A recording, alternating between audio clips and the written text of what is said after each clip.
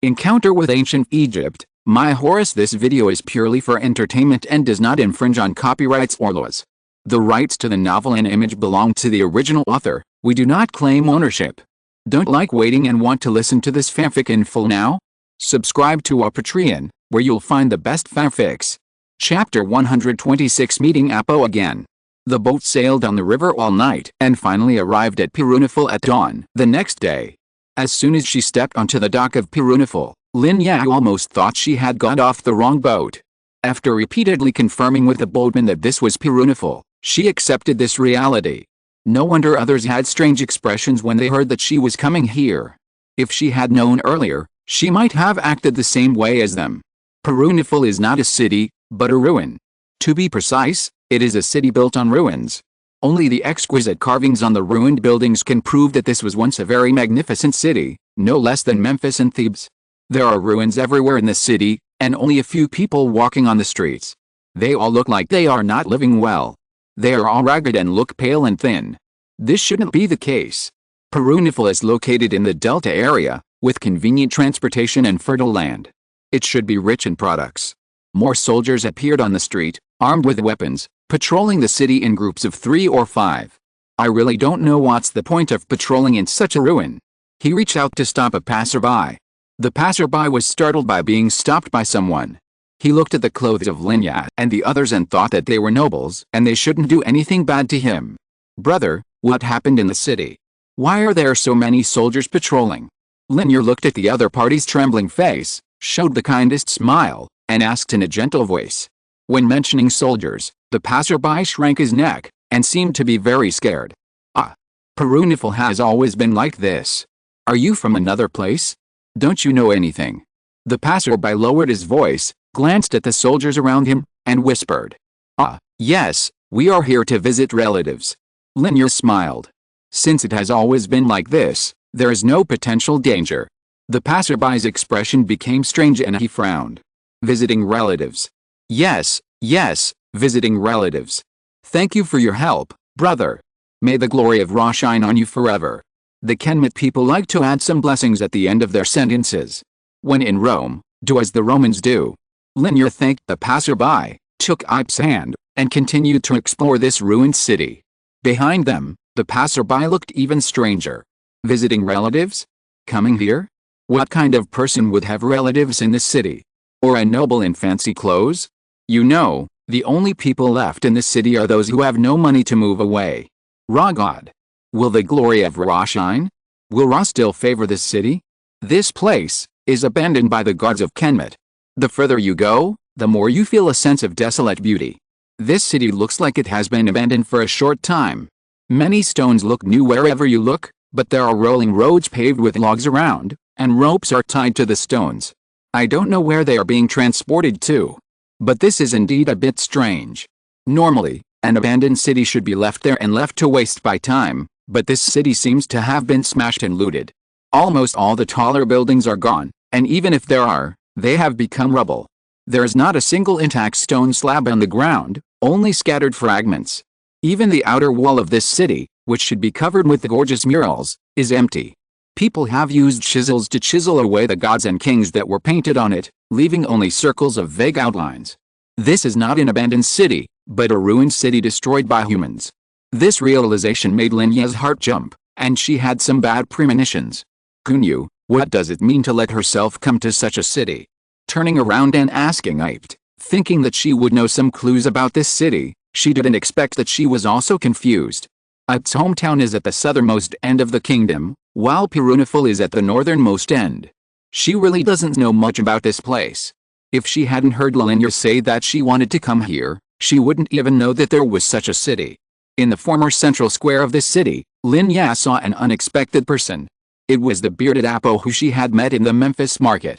He was alone, with his back to them, and reached out to touch the destroyed obelisk on the ground. The obelisk had been completely smashed. The originally tall building was now only the size of a palm. Only the collapsed and broken edges and corners, as well as the special sharp corners on the top of the obelisk, could show that it was indeed an obelisk.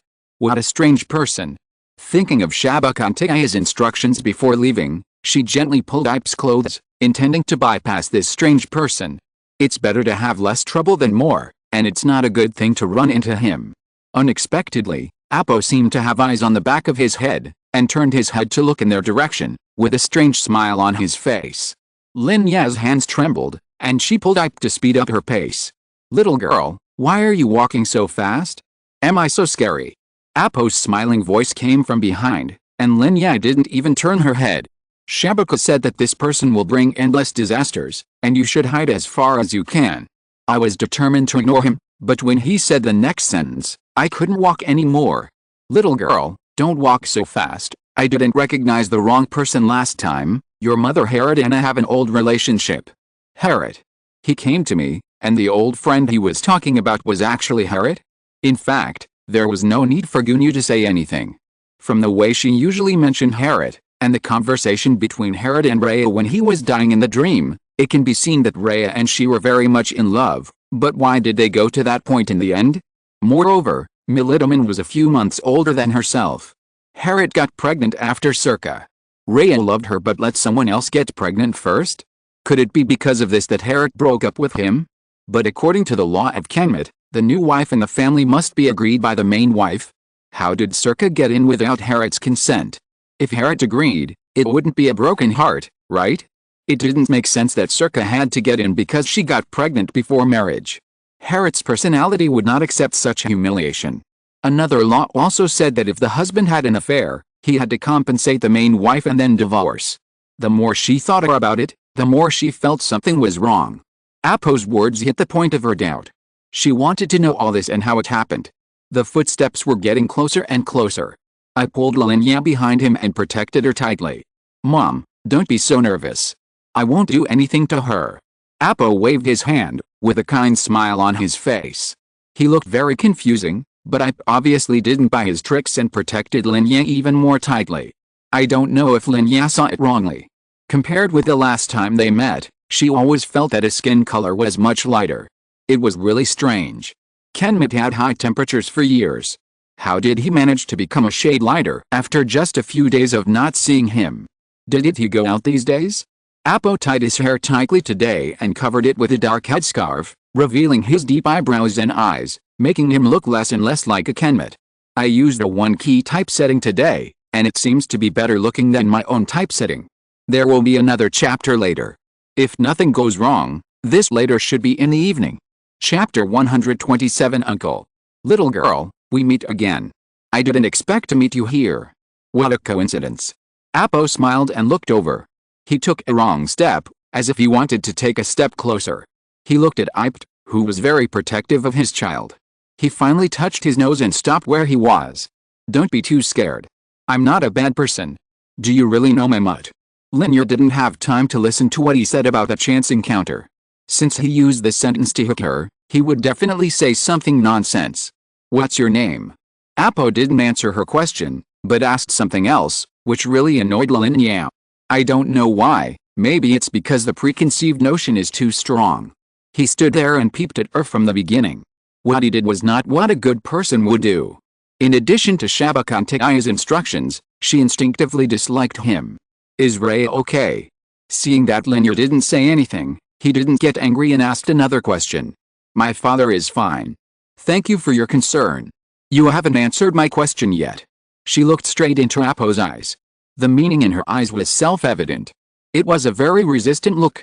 Don't worry, little girl. Your mutt and I are very close. Apo ignored her defensive look and smiled to himself. His aura weakened.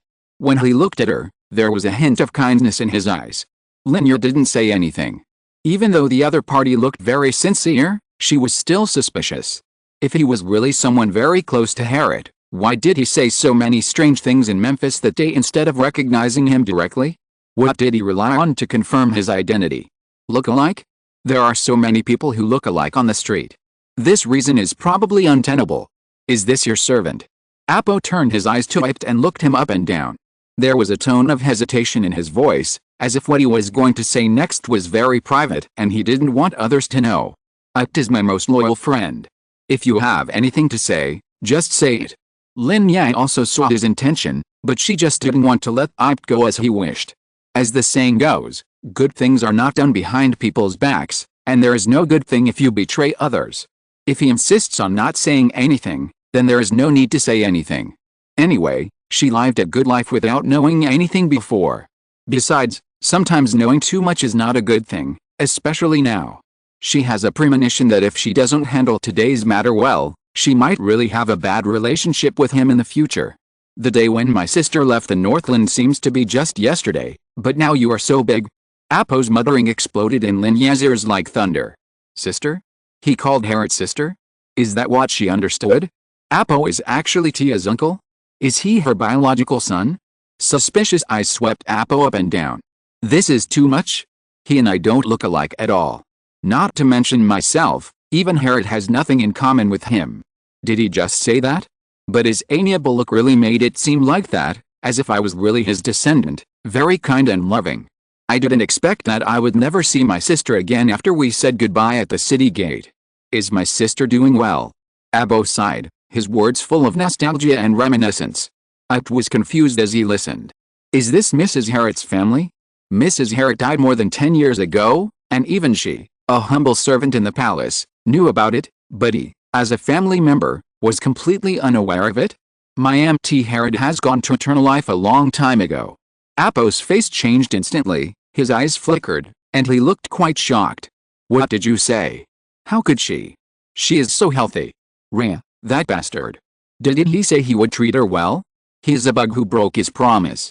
His expression looked really manic. Lin Ya was protected by Abt and took 2 steps back. Apo cursed Rhea fiercely on the spot, and it took him a while to calm down. When he turned around, he had a loving look again. My good child, you must have been wronged over the years. It's so great that you are blessed by the goddess Astarte. You haven't told me your name yet. Apo took 2 steps forward tentatively, stretched out his palm and stroked it in the air twice, as if he was stroking her long hair. You said you are my uncle. What evidence do you have? How do you know I am Herod's daughter? Lin Ya was still on guard against him and was not moved by his words at all. Apo's eyes flashed, and he walked a few steps forward. He looked at Ip deeply, and then motioned her to turn around. Ip was stunned and frowned. At such a close distance, if he turned his back, it would only take a moment to kill someone. Apo smiled and threw away his machete and all the items on his body that could be regarded as offensive weapons. The weather was hot, and people didn't wear much. Although Apo was wrapped tightly, the cloth was still very thin. The outline of his body was exposed when the wind blew. There were indeed no other dangerous items. Lin Ya nodded to Ip. She thought Apo was very strange, but she didn't want to kill her but spent so much time and effort to say so much nonsense. They looked like 2 ordinary women on the outside, and of course the fact was true. No killer would do so much preparation. Seeing Ip turned around, Apo stretched out one of his arms, rolled up his sleeves, and untied the water bag from his waist. The water wet a little corner of his clothes, and he wiped the wet mark on his arm a few times. The chocolate-colored skin turned into mottled color when it came into contact with water, and finally returned to its original color bit by bit. Apo was actually a white-skinned person, as white as himself and Herod. Then why did he make himself look like this? Covering up with the appearance of a black Nubian? My child, I am really your uncle, isn't this proven? White skin. This skin. Most of the Kemet people are wheat-colored, and the girls are only slightly whiter. The skin color of Nubia in the south is the darkest, but white skin is really rare. At least Lin Ya has never met anyone whiter than her in all the time she has been here. Only Herod in her dreams has fair skin that is 1 shade whiter than hers. And her whiteness is inherited from Herod. So Apo's whiteness is also inherited? Does he have the same blood as Herod? Is he really Tia's uncle?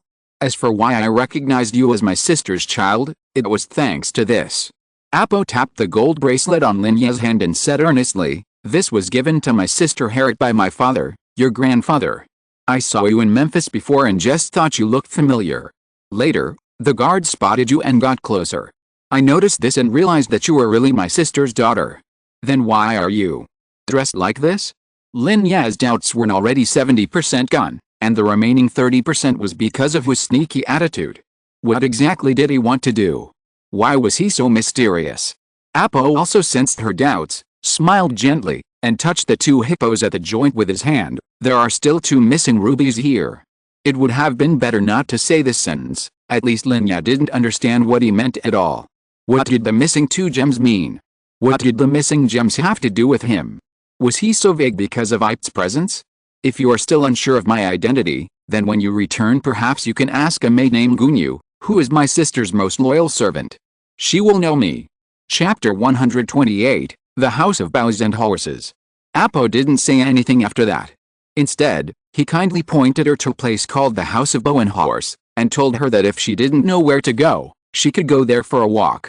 It was really difficult to find this place, mainly because no one was willing to take her there. Thinking that Gunyu only asked her to come here and didn't say where to go, and Apo was her uncle and related to Herod, the House of Bow and Horse he mentioned might be the place Gunyu wanted her to go. It took a lot of effort to convince a passerby to take them there, and it cost a lot of money. There were rubble everywhere along the way. For some reason, the passerby chose to walk on some winding paths, and he looked very careful, as if he was afraid of being discovered, which made Lin Ya nervous. It took a long time, so long that she thought this place was outside the city, and finally arrived at the House of Bow and Horse. This place is no different from other places, and it is also very desolate. However, it can be vaguely seen that this place used to be a temple, but it is unknown which main god is enshrined here.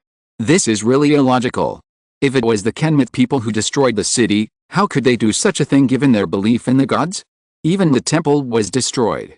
The obelisk dedicated to the gods in front of the temple was also smashed to pieces.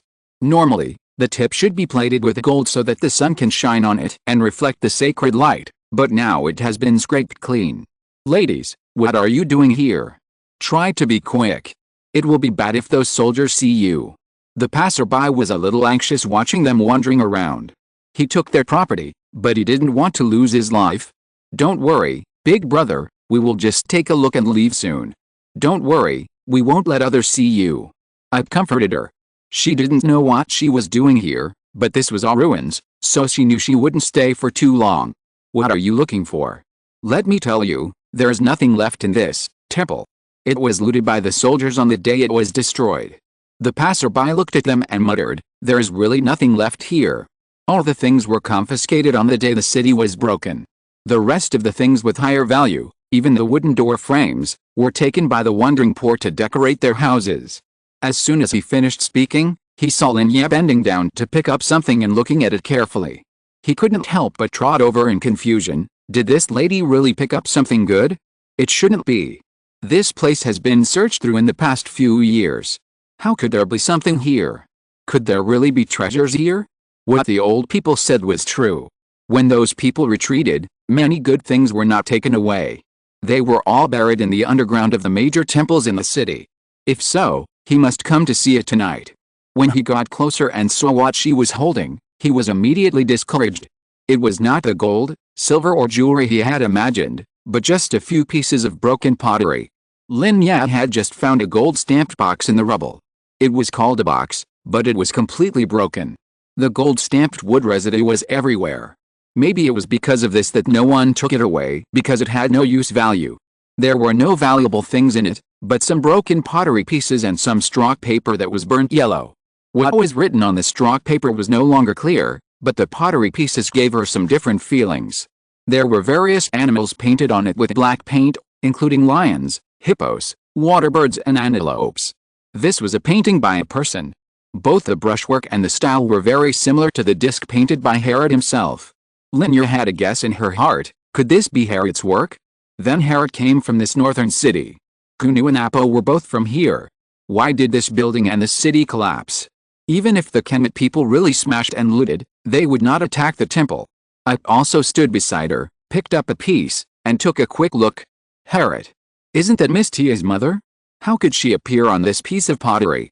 Lin Ya hurriedly took it, and sure enough, she found a not very conspicuous inscription on the edge of the pottery. It was indeed Herod's name. It seemed that what she thought just now was correct. However, the inscription was not complete. There seemed to be words on the first note, but she didn't know what it was. After a long time of hard work, she couldn't find another piece in the box to splice, so she had to give up. She slumped on the rubble and touched the bracelet on her wrist. The two hippopotamuses at the joint were facing each other. It was indeed as Apo said, without eyes, leaving only two empty eye sockets. 2 rubies were missing, right? What does this mean? Why did she understand less and less, and the doubts in her heart increased. She felt that her brain was not enough. Yip watched her movements and lowered his head silently. When they were about to leave, a passerby sneakily pulled out a long red cloth with gold stamping from under the ruins, as if he had found a treasure. This piece of cloth was still intact. This was really a good thing. It could be worth a lot of money. To put it another way, it could also be made into a piece of clothing. In Kemet, clothes were not so easy to wear. There were many poor families. A loincloth could be used by 2 generations until it was worn out and could no longer be worn. They had to make it into a waistcoat and then hang it on their bodies. When the cloth was pulled out intact, the passerby's face changed instantly. He stuffed the red cloth back under the rubble as if it was burned by fire. After thinking about it, he dragged it out unwillingly, tore off the gold stamping part and threw it away, and stuffed the rest around his waist. It was so strange. Wasn't the gold stamping one more valuable? Why did he throw away the gold one instead? If it wasn't a bit unsightly to pick up things that others had thrown away, she would really like to pick them up and see what the words on the gold face were. Since coming here, why have I encountered so many strange things? Everyone is hesitant to speak, and everyone does this kind of action that is hard to understand. With such doubts, Lin Ya and Harriet returned all the way to the dock. The boatman who came here had not left yet, waiting for them to come back. They waited for a long time, and the sun was too hot. The boatman and his assistant each held up a huge lotus leaf. Seeing them come back, even the arrogant and beautiful cat gave them a good look and turned back to call out to them. Sitting on the boat, Lin Ya hugged the package in her arms tightly. She brought back the pottery fragments. This is Harriet's relics. Goon, you should be very happy that she did this. Why did that person throw away the gold face and leave something else instead? After thinking for so long, she still couldn't figure it out. She tilted her head and asked Ipe beside her. Miss Tia, it's not that the gold mask is worthless, but he doesn't dare to take it. Ipe smiled gently. It belongs to the king, and it also has the name of the living king written on it. Ipe didn't know much about this city, but she had followed Tia for a long time, so she still understood these common sense. The long red banner with the king's name on it would be hung in important places in every city in Kemet to show the ownership of the country. The king's name is sacred and inviolable, so it's normal that he doesn't dare to take it. On the contrary, if he dared to use the red banner with the king's name on it to make his loincloth, then he would probably be close to eternal life. Lin Ya nodded in some understanding. It made sense to say that. Who would dare to turn something that belongs to the king into his own property? The doubts in their hearts slowly dissipated like ripples caused by oars, but they all forgot that if the red banner really had the name of Amos, how could they let others demolish it and throw it into the ruins? What blinded my eyes? Oh, it turned out to be a monthly ticket. Abba, is this a monthly ticket? Oh, thank you. A monthly ticket from a cute little girl, a Trojan horse. If you're listening to this novel on a channel other than Fanfic World, it means they downloaded and uploaded it without effort. We cordially invite you to visit our channel, Mundo Fanfic Novelis. There you'll find the original version of this story and you can explore many other novels of various genres. We're waiting for you to immerse yourself in a world of incredible novels. Chapter 129 Mysterious City. After another day of sailing, it was already late at night when they returned to Memphis. After paying the boatman the boat fare, Lin Ya and Ipe moved back to the palace together. After 2 nights and 1 day of traveling, Lin Ya was exhausted. She rolled and crawled onto the bed in her room. As soon as her head touched the pillow, she fell asleep. She was so tired that she even snored slightly. I blew out the burning lamp oil in the room and left. The flickering firelight illuminated the passage. She did not go to her bedroom, but turned around and walked towards T's room. Just as I expected, Ti had not fallen asleep yet. He stood by the oil lamp with his eyes open. The dark circles under his eyes were obvious. This time, it was not because of the panda makeup. He had not slept well since Ipe and the others left. When he closed his eyes, the careless girl fell into the river again. She struggled and asked him to save her. He didn't know why. Maybe it was just a dream. He couldn't swim to her. He swam all night and got up with tired hands and feet, as if he had really swum. The next day, he simply didn't sleep, thinking that she should be back today. He waited until the 7th night, and half of the night had passed. "Are you back?" Hearing someone come in, he turned his head immediately, revealing a listless and battered face. "Yes, sir, we just came back," Ipe said respectfully. Where's Tia? T stretched her neck to look behind her, but she didn't see the troublesome little man. She suddenly felt a sense of disappointment that she couldn't explain. Really, she didn't even say hello to him when she came back. Didn't she know that he swam in the river all night to save her yesterday? Thinking that she was actually dreaming, she didn't know and couldn't know, she couldn't help but pout in frustration. Anyway, she didn't care, right? Didn't she think that she would worry when she went on a long trip? Miss Tia is too tired and has fallen asleep. I think she will come to see you tomorrow. I laughed at his expression and teased him seriously. How about I wake Miss Tia up and ask her to come and see you, sir? No, let her have a good sleep. She must feel uncomfortable sleeping on such a simple boat all night. When she comes to see me tomorrow morning, don't expect me to be nice to her, Tia waved her hand to reject Ip's suggestion and grumbled in dissatisfaction. He said that she should rent a bigger boat, where it would be more comfortable to sleep and there would be enough entertainment facilities on board, but she refused to listen. Isn't it just a few deb and gold? Can't he pay for it? She had to take such a big boat. She is stingy and wants to save face. She deserves it. Ip smiled secretly and thought, sir, is your butt that big? Although the boat was not big, it could still accommodate 7 or 8 people. It's good that Miss Tia is so frugal. Besides, it's just a short trip of 2 days. It's not as bad as adults think. Miss is also very happy. T turned his head away angrily. Okay, Ip, you learned to talk back after just 2 days of being with someone? She is frugal, but I am extravagant, right? Ip wouldn't dare.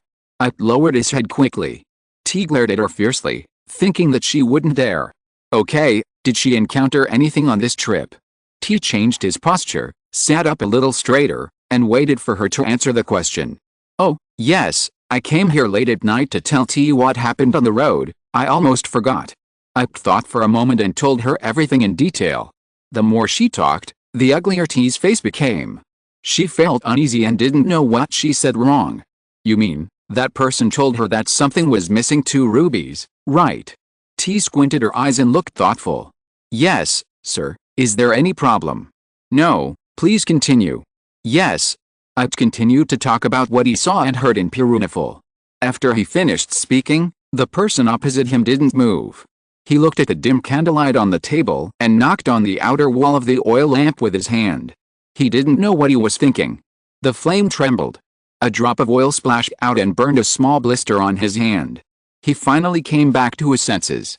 What happened in Pirunifal, you can't tell another person, do you understand? T looked at her calmly, with a seriousness he had never seen before. Yes, I will never tell this story to anyone else. I didn't understand, but the master's request was the only thing he had to do. Swear it. T said calmly. I was shocked. What was wrong with this? Why did the master make this request? He always trusted him the most. Why did he have to swear after making a promise? Anyway, he promised the master that he would do it, and there was nothing wrong with swearing. In the presence of Osiris, lord of the underworld, and Mot, the goddess of justice, and all the gods of Kemet, Ipt, the daughter of Izid, who was born on the island of Isay in the south of the kingdom, swear that I will never tell anyone else except Master Tia what happened between Pirunifal and Miss Tia. This oath will end when the yellow sand covers all the land of Kemet. If I violate it, AMT will eat my heart, my name will be forgotten, and my card will never reach the reed plains. Okay, that's enough. Tia nodded, his expression relaxed. It's not that he didn't trust Ipt, but the matter was too secretive, and he didn't dare to gamble with Tia's life. Ipt, what do you think of Miss Tia?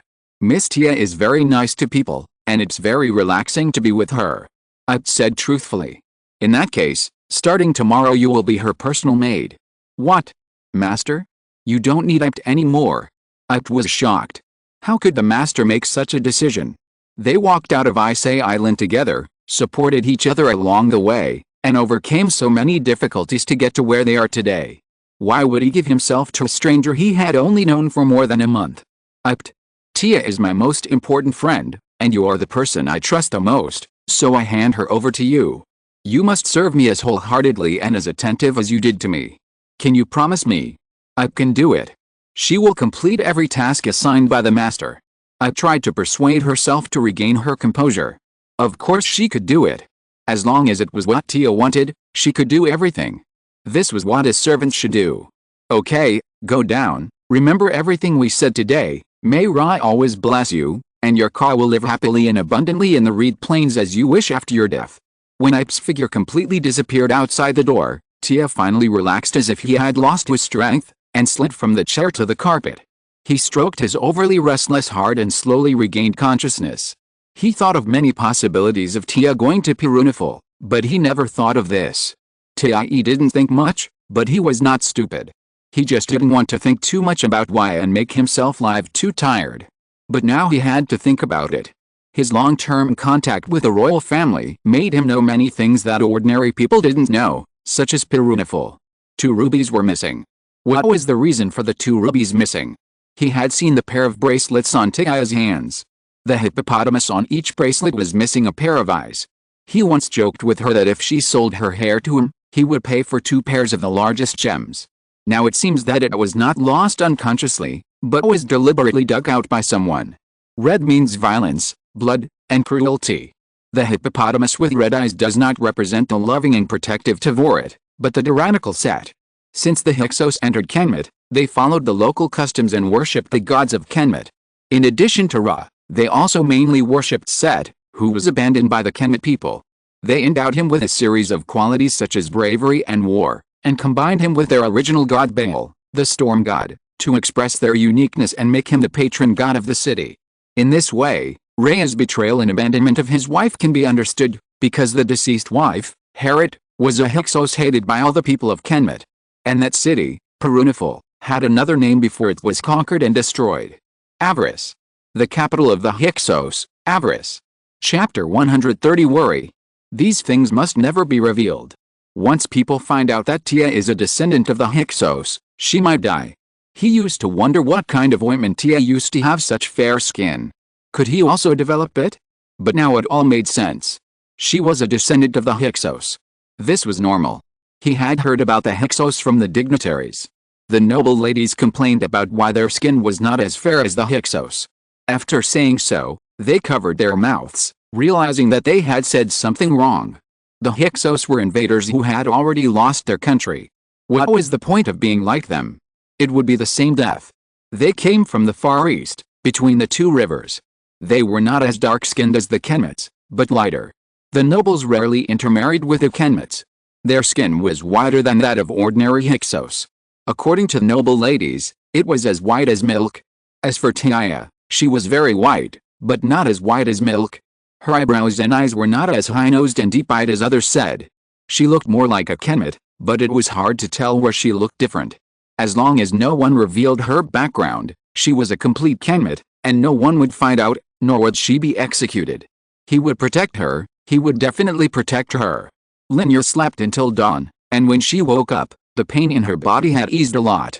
The 2-night and 1-day trip had made her very tired, but since she had been to the House of Bows and Horses and confirmed Apo's identity, it should not have been in vain. After strolling around and finishing her breakfast, she ran into Ti under the flower hall. "Good morning, Ti." She greeted him excitedly. This was really a coincidence. She had planned to go find him after dinner, but she didn't expect to meet him here. "Good morning? It's noon, Miss Tia." Ti slowly turned his head, with some sarcasm in his tone, and pointed to the sun that had risen to the sky. "Eh? It's noon." Lin Ya looked up. The bright sun was so bright that she couldn't open her eyes. "Is it really noon? Did you sleep for so long? No wonder it felt so hot when you came out. Where did you go last night?" Ti turned his face back and she was shocked. Oh my god, such big dark circles under his eyes, even a panda is not as real as him. Even with such thick eye makeup, you can still see that he is very listless. The main thing is that his lower eyelid is loose and drooping, and it is obvious that he has not rested well. Ti glanced at her and said nothing. He doubted whether it was fate that made him meet such a troublesome person and destined to think about so many troubles. Since he had that understanding last night, he has been neurotically worried about her. He was so worried that he didn't sleep all night. In addition, he didn't sleep well the night before, so it would be strange if he was energetic. He reached out and patted the carpet beside him, motioning her to sit down, and then turned the gem ring on his hand. "I heard from Ip that you recognized your uncle yesterday." After a long while, he spoke silently. "Well, yes, a very strange man, But he should be my uncle for sure. She sat down next to him and then said, I didn't expect you had an uncle. T's eyes were dark and meaningful. Yes, I didn't think I had a relative. This feeling is really novel.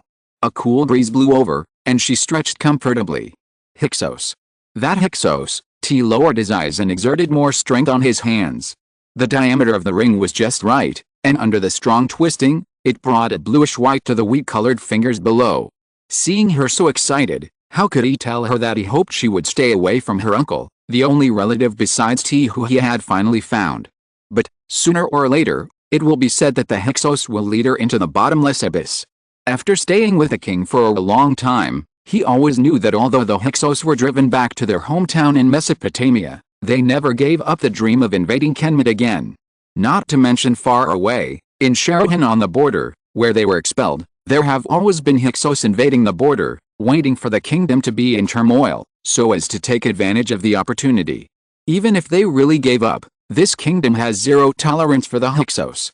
If she associates with that person, there will be a risk of being exposed. But, if he wants her to do this, will she be willing? After all, Rhea is not good to her. Maybe her uncle will love her? Hey, what are you daydreaming about? If you twist your fingers again, they will fall off, right? A hand suddenly appeared in front of him, swaying in front of him, disrupting his thoughts. If this uncle will harm you, can you stay away from him? He carefully chose his words and quietly raised his eyes to look at her, not missing any of her expressions and movements. Ah. You have been struggling for a long time just to tell me this. Lin Ya frowned, looking a little puzzled. He looked at her and his heart was also lifted. Does she also want to have a family relationship? Is it not good for him to say this? Well, although I don't know why you two are telling me to stay away from Abo, I really don't want to have anything to do with him. If he doesn't really seem to be lying, I really don't want to pay attention to him. Lin Ya shrugged indifferently, thinking it was a big deal. That constipated expression, to be honest, even if no one else repeatedly told her, she didn't want to get involved too much with Abo. I don't know why she didn't feel that close to Abo. Maybe it's because he is not really related to Tia? But one of the people who said such things to me was Tia. It was obvious that I was not the only one who was hostile to him. After hearing this, T looked at her carefully again. After confirming that she did not look reluctant, he was slightly relieved, but he immediately became nervous again. Someone else told you to stay away from your uncle? Who? Besides me, who else knew about this? Yes, Shabaka said so. And Tia. But I had to swallow this. Shabaka? Chief of the guard Shabaka? How did he meet your uncle? T screamed. What? Shabaka also knew about the Hyksos? Did he know everything I wanted to hide? Ah. Yes, Chief of the guard Shabaka, he knew. The day we went out together, we met Apo, my uncle, on the street, and then he said that Apo didn't look like a good person because Apo was secretly monitoring me. Lin Ya was startled by him and was a little puzzled. Why was he so startled? That's all. That's all. Tidai let out a long sigh. Her heart was completely relieved. She was almost scared to death by this idiot. Come to think of it, if she was exposed, she might have been executed on the rack. It's so boring. Let's find something to do. Lin Ya's eyes rolled around, thinking of going out to play. Stop, don't run around. The new owner of the palace is here. You'd better stay here for a while, and then move around after he leaves. Who is the new owner of the palace? Why can't I run around when he comes? Lin Ya frowned and thought for a while. The owner of the Memphis palace was originally Sepal, but now Sepal has passed away. Is this a new regent prince being sent? Thinking about it, it's really a bit sad. There is a sense of desolation that things have changed. How long has Sepal passed away? The new heir to the kingdom, His Highness Amónhotep. Tie said calmly. Amónhotep. The new owner of the Memphis palace is called Amónhotep? Lin Ya turned her head suddenly, her eyes sparkled, and soon dimmed again. No, it shouldn't be Aksha. Aksha once said that his father was a merchant. But His Highness Amónhotep, he was a prince. Merchants and princes, this is too different. Crazy, little cutie Q wrote his monthly ticket.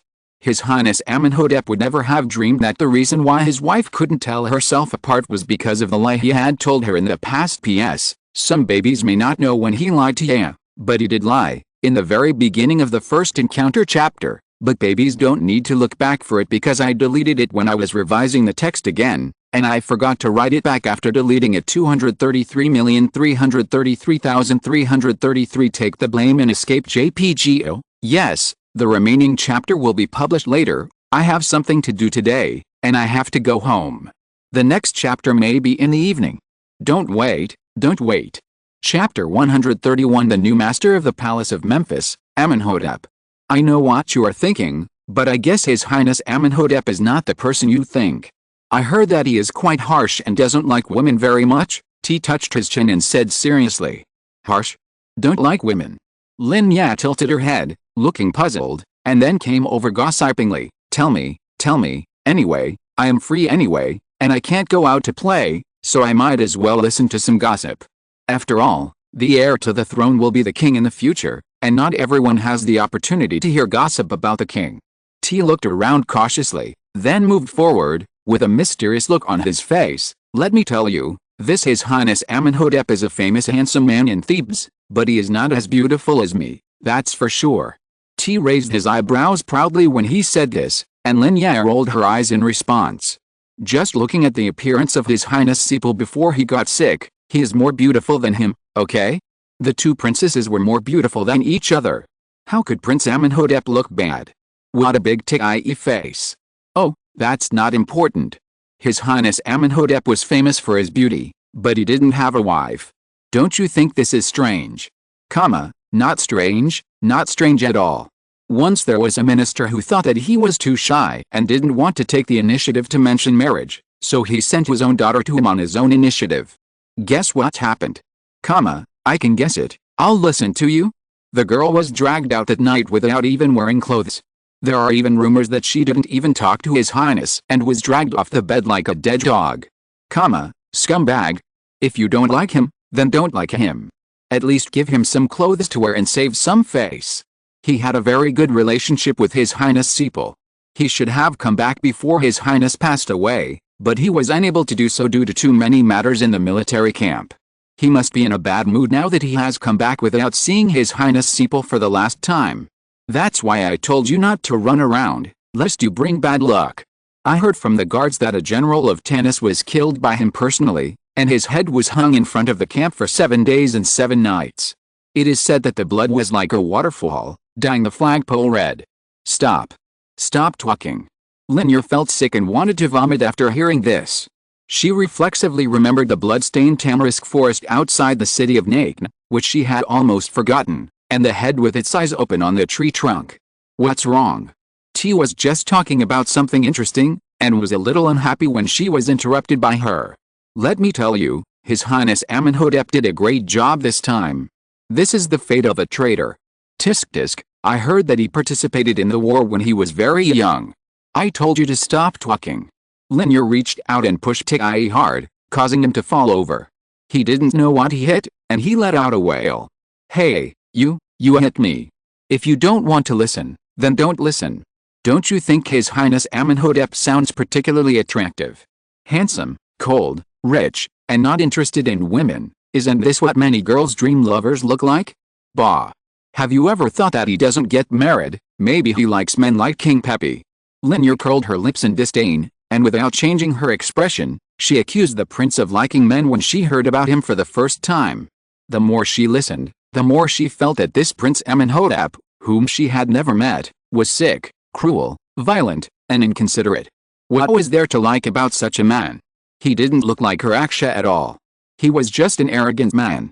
I heard that he was famous for his beauty and wanted to take a look at him secretly, but now, I'm not interested anymore.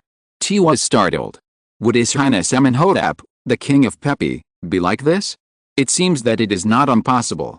This view is very novel. How come no one has ever thought of this before?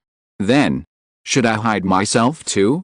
After all, I am also very beautiful. After dealing with Tanis's military affairs, Amónhotep finally got some free time and hurried back to Memphis.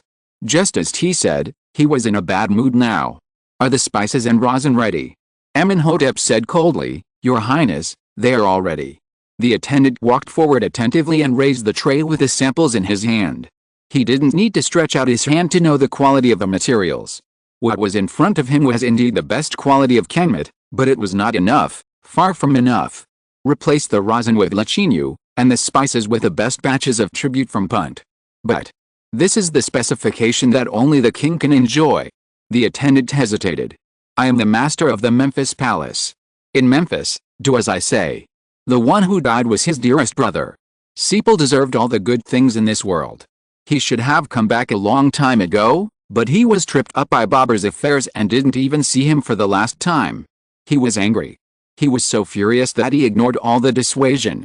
The moment he got the news that Sepal had died, he killed Babur with his own hands, exposed his head at the entrance of the military camp, and destroyed the tomb that Babur had prepared for himself. This is what Babur deserved. He should be lost in the darkness forever. No one would offer him tribute, and no one would remember his name. According to the original plan and as discussed with Thutmose, when Babur lost the support of the people, he would gather his troops and destroy his prestige, so that he would know Amónhotep's ability and dare not do it again. He would not be killed. After all, Amónhotep and Thutmose would leave after that and would not stay in Tanis for too long. As Babur himself said, he was more familiar with Tanis and he was needed to lead it. But when he heard that his dear brother was going to return alive, he could not suppress the bloodthirsty anger in his heart. If Babur had not made trouble, how could he not see his brother for the last time?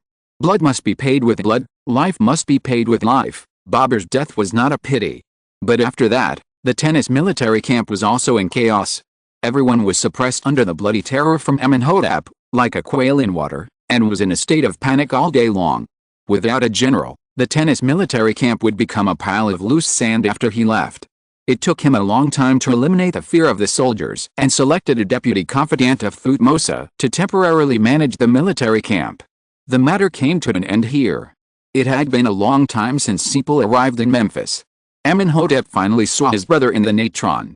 Sepal quietly soaked in the liquid natron. His body had become shriveled like a mummy, no longer handsome as before. Amónhotep knelt in front of the stone trough, suppressing the pain in his heart. In the war years, even the children of the royal family were not immune, and children in their teens had to run on the battlefield. Amónhotep was only 10 years old when he first went to the battlefield, the same age as his father. Living in the palace for many years, he had no idea of the cruelty of the battlefield, and was full of fear and anxiety. He remembered that his second brother walked out of Thebes and came to the front line, and never came back. When he was confused, it was Sepal who held his hand and stabbed the Hyksos who attacked from behind with a scimitar. When the blood splashed on the face of little Amónhotep, death was infinitely close to him at this moment, and the fear of war in his heart also dissipated like the morning mist on the Nile. It was Sephir who took him on the galloping chariot, and taught him how to draw a composite bow and use it to pierce the head of the Hyksos. Brother, you protected your brother so perfectly, even if you were sick, you still held on to your body for yourself, and you were not even qualified to be liberated from death. You can be a little selfish, really, you can put all the burdens on me, I can stand it, really. But I look forward to your liberation, and I am extremely afraid of your liberation, because, from the moment you are liberated, I will no longer have a brother. Amónhotep supported the edge of the stone trough with his palm, and solemnly promised the person sleeping peacefully inside, you can live with Osiris in peace, and I will do everything you want for you.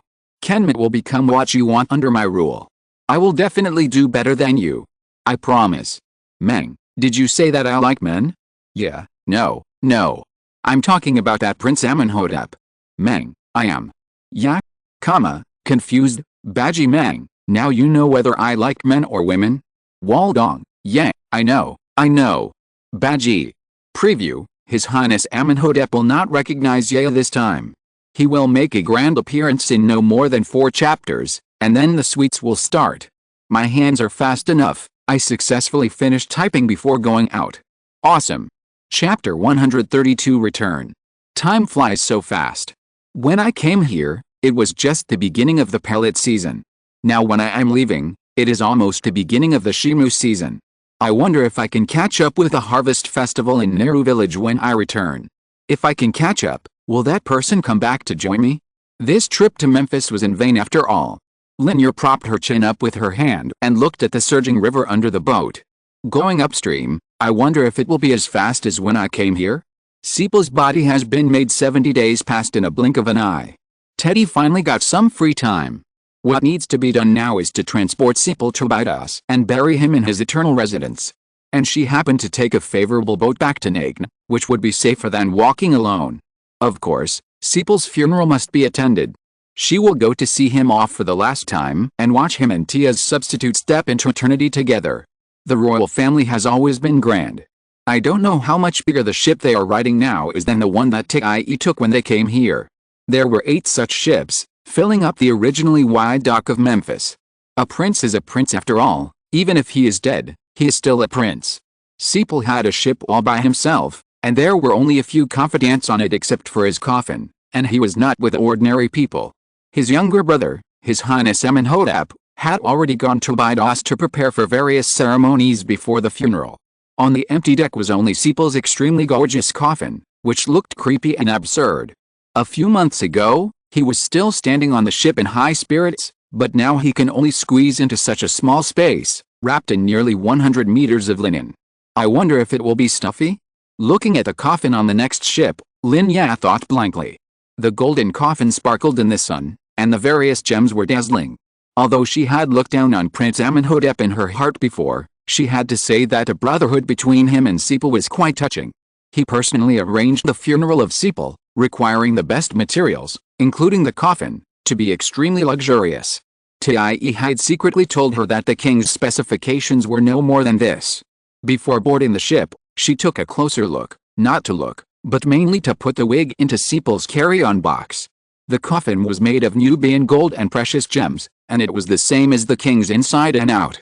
It was said that he had started preparing it when he became the heir to the throne, but he died before he became king, so it was not appropriate to use a coffin of this specification. It was His Majesty Amónhotep who insisted, and finally the ceremonial officer compromised and gave in. He only changed the flail and scepter that should have been held in his crossed hands on his chest to sedge and lotus, representing eternal youth and rebirth. The last few ships carried officers and soldiers, eunuchs, and some of Prince Sepal's last relics. The strong officers and soldiers and the flying royal flags on the ships ensured that many treasures would not be coveted and snatched by others when they traveled on the Nile. After looking around, Lin Ya felt a little bored. She stretched her muscles and planned to go back to her room to catch up on some sleep. There was nothing to do anyway. At the entrance of the cabin, she saw an unexpected person. Well, it wasn't unexpected. To be precise, it was a person she hadn't seen for many days. The high priest in the beautiful house of the Temple of Osiris in Abydos. Such a person would most likely have a name, and this person was called Teddy. Teddy had been with Sepal's body these days, doing the final wrapping process. This process was very long. A passage of scripture had to be recited for each piece of cloth wrapped, and another passage was recited for each amulet placed on it to protect the deceased from being disturbed on his way to the afterlife. When nearly 100 meters of linen cloth was wrapped, the whole box of amulets was put in, and the body was put into the coffin. Everything was considered complete. Lin Ya was actually a little afraid of him. Teddy didn't say much to her, but these few fragments of words actually got him right. The first time she came, Teddy said that she had a rotten smell. The second time in the Memphis palace, he warned her not to walk around or she would be in danger. The next day, she heard the news about Sepal for no apparent reason, and then ran over for no apparent reason, and then the original owner appeared for no apparent reason. Although he did not do anything bad, nor did he catch her like a demon, she just felt that it was strange to get along with Teddy.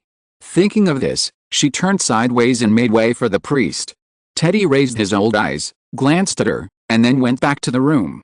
The sentence he left behind successfully made Lin Ya stand there in a daze. Well, the vengeful spirit has passed away. ? What does he mean? Did he know that Tia was with her a long time ago? Did he really mean that Tia would appear when he said danger last time? Is he the charlatan Taoist priest monk that must be in the time travel novel? Lin Ya, who reacted, had goosebumps all over her body. She relaxed and slapped him again. Who cares?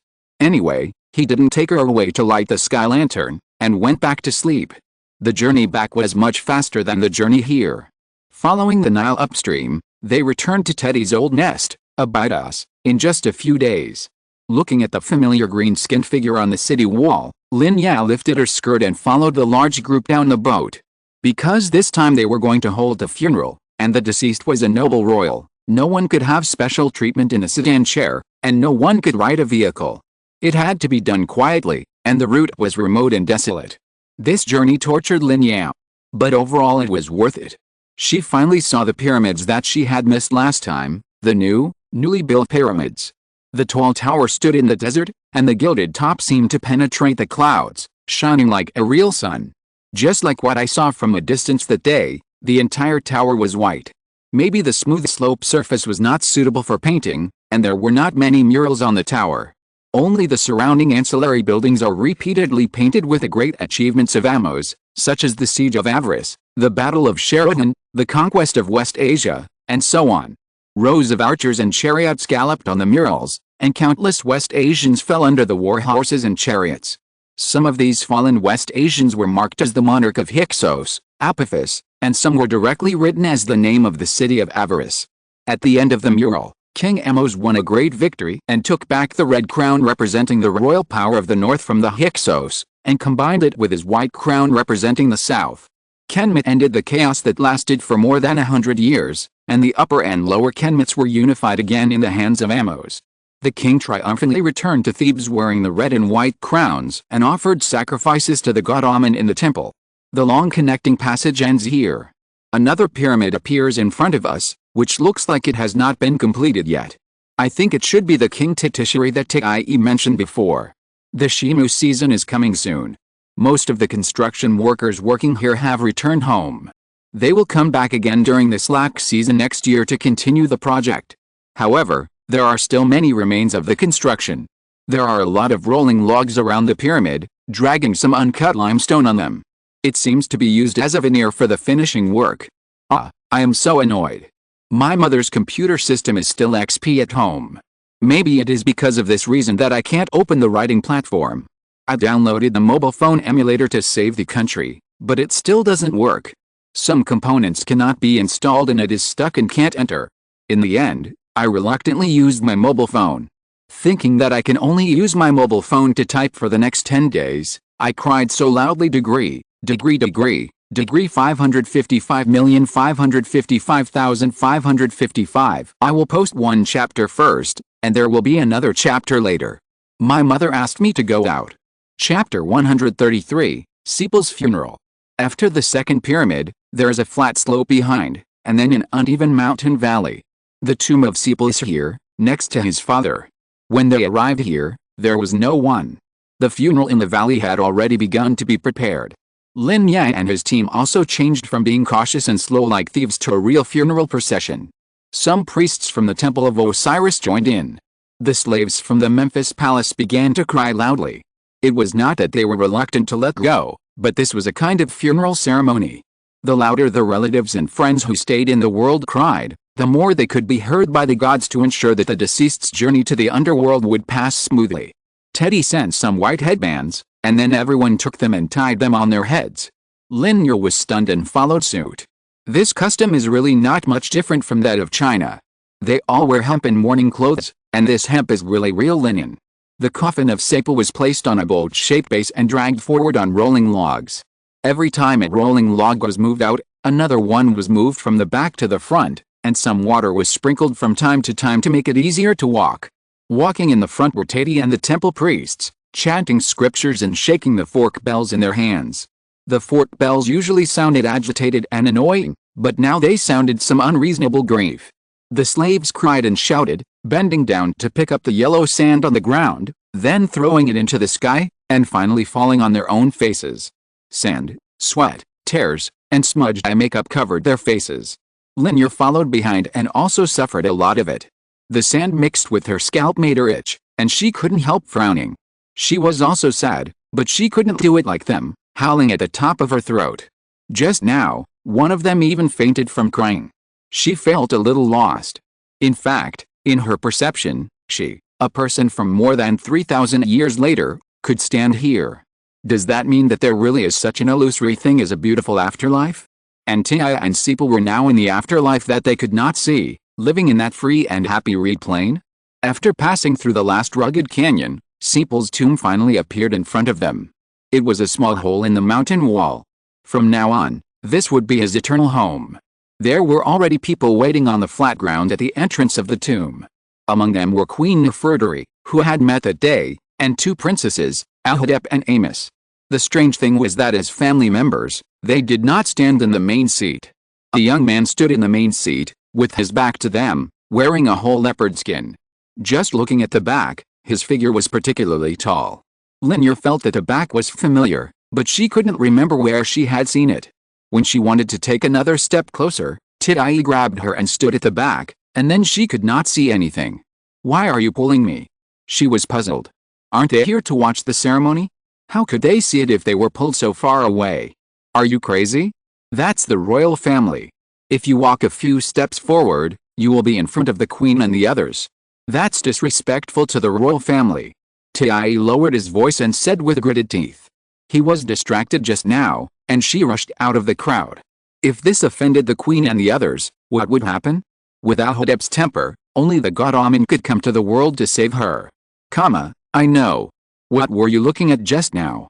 He rushed forward like he was risking his life to see something. He knew clearly that the person standing there was the queen. Nothing, I saw the wrong person." Lin Ya stammered. Just now she actually thought that person was Aksha. She must be crazy. How could Aksha appear here? No matter how she thought about it, it was impossible. "Standing with you will scare me to death sooner or later." The funeral was going on for another part. The young man with his back to the crowd turned around. It was Amónhotep, the boy that Lin Ya had been thinking about. The rough leopard skin on his body did not reduce his noble temperament, but added a wild beauty. He looked at the coffin with heavy eyes. This was his brother's last stop. Fortunately, he was the one who saw him off. He never believed that there were gods in this world, but at this moment, he hoped that all the legends were true. Anubis existed, and Osiris also existed. They would take over Sephir's hand and lead him all the way to the eternal afterlife, where there would be no pain of disease and no heavy official duties. He would live the kind of life he had always wanted.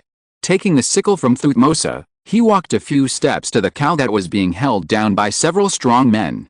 He raised his sword and swung it down, blood splashed, and he directly cut off a whole leg of the living cow. A large amount of blood stained the land in front of the tomb red. The cow wailed and fell to the ground. He turned his head and nodded slightly. The strong men quickly killed the cow to prevent it from suffering too much pain. The people over there were ready. They lifted the coffin of Sepal from the boat seat and placed it in an upright position. Amónhotep raised the cow leg that he had just cut and placed it under the nose on the coffin. The muscle tissue on the cow leg was still spasming. The Kemet people believed that this was a fresh breath that could convey the power of life to the dead. This was part of the opening ceremony before the opening ceremony. The next one was the formal opening ceremony. As the host of this funeral and the regent prince who succeeded Sepal, Amónhotep was the best candidate.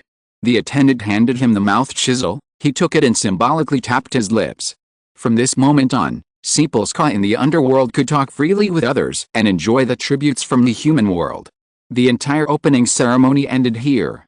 Next, the final purification and balm of Sepal's body should be carried out, so that he can be more easily accepted by the gods of the underworld. Originally, this job should be done by the priests in the temple of Osiris, but Amos still couldn't accept the death of her brother and insisted on tidying it up for him personally. She was a priest of the god Amon in the temple of Thebes, and she was qualified enough. When she soaked the handkerchief with the holy water in the golden basin and was about to wipe Sepal's coffin, another slender hand appeared on the other side of the coffin. Amónhotep also came to her side and raised the handkerchief in his hand in a formal manner. "Please leave." Amos's voice was cold, and he didn't look up. Even without looking at her, he knew who would come here. Who else could it be but Amónhotep? When his brother was in power, he was concerned about his health, but when he lost power, he was cold and immediately entangled with another crown prince. What Amónhotep wanted has always been obvious. It's just a position of queen. If that's the case, why should she act so hypocritically now that her brother is dead? Even after death, she is still being used by you. Are you disgusted by her? Amos didn't want to argue with her about these trivial matters, but today was different. Today was her brother's funeral, and she didn't want her brother to be defiled by Amónhotep in the end. Her brother's soul would not be at peace that way. "Amos, what are you talking about? It's my brother who died, isn't it? I just want to do something for our brother. Please don't drive me away, okay? This is the only thing I can do for him." Amónhotep squeezed out a few tears at the right time, and her eyes quickly turned red, looking pitiful. Amos was furious when he saw her like this, but he had to endure it under this special situation, and his eyes turned red at the moment, but he was just angry. The purification ceremony only requires one person. Amónhotep's eyes looked over, and the coldness in them scared Amónhotep, and he took a step back unconsciously. Okay, let Amos do this, and don't argue. Queen Nefertari also spoke, her voice hoarse and soft. She had been sad for too long for her son who died young, and she still couldn't recover. Mut had already spoken, and no matter how unwilling Amónhotep was, she had to retreat. Besides, her original intention was not to purify people sincerely, she just wanted to show off. I'm late, this is what it's like to go home. My mother always grabs me to chat. So Chapter 134 Separation. Under the scorching sun, the girl wiped the dust off the coffin carefully with a handkerchief in her hand. Her petite body looked even smaller against the heavily wrapped coffin. Fortunately, the coffin had been laid flat after the opening ceremony, so she didn't have to wipe it so hard. After wiping off the last speck of dust and applying the last bit of balm, Sepul's coffin and everything he had used during his lifetime were carried into the small cave, including the wooden box that Lin Ya secretly stuffed in to hide the wig made of Tia's hair. The son of the Lord of the Two Lands, the favored Sepul of the gods, he will be forever young, and may he be remembered forever. Amos watched people fill the last gap in the tomb with mud, and it seemed as if something was missing in his heart, and he suddenly lost all his strength. Brother, that always gentle big brother, will he never see her again? Thutmose quickly caught her who was about to fall to the ground. Really, if he can't see her for a moment, something will happen? Amos leaned in his arms, tears that he had been holding back for a day fell. Thutmose, I don't have a brother anymore. She sobbed softly, her usual arrogant and domineering shell faded, revealing her inner fragility. Osiris will take good care of him. Thutmose felt a pity that he couldn't explain, and he stroked her long hair again and again, and the person in his arms gradually calmed down. 2. Will you leave me like this one day? What are you talking about? How could I die earlier than you? I'm so healthy.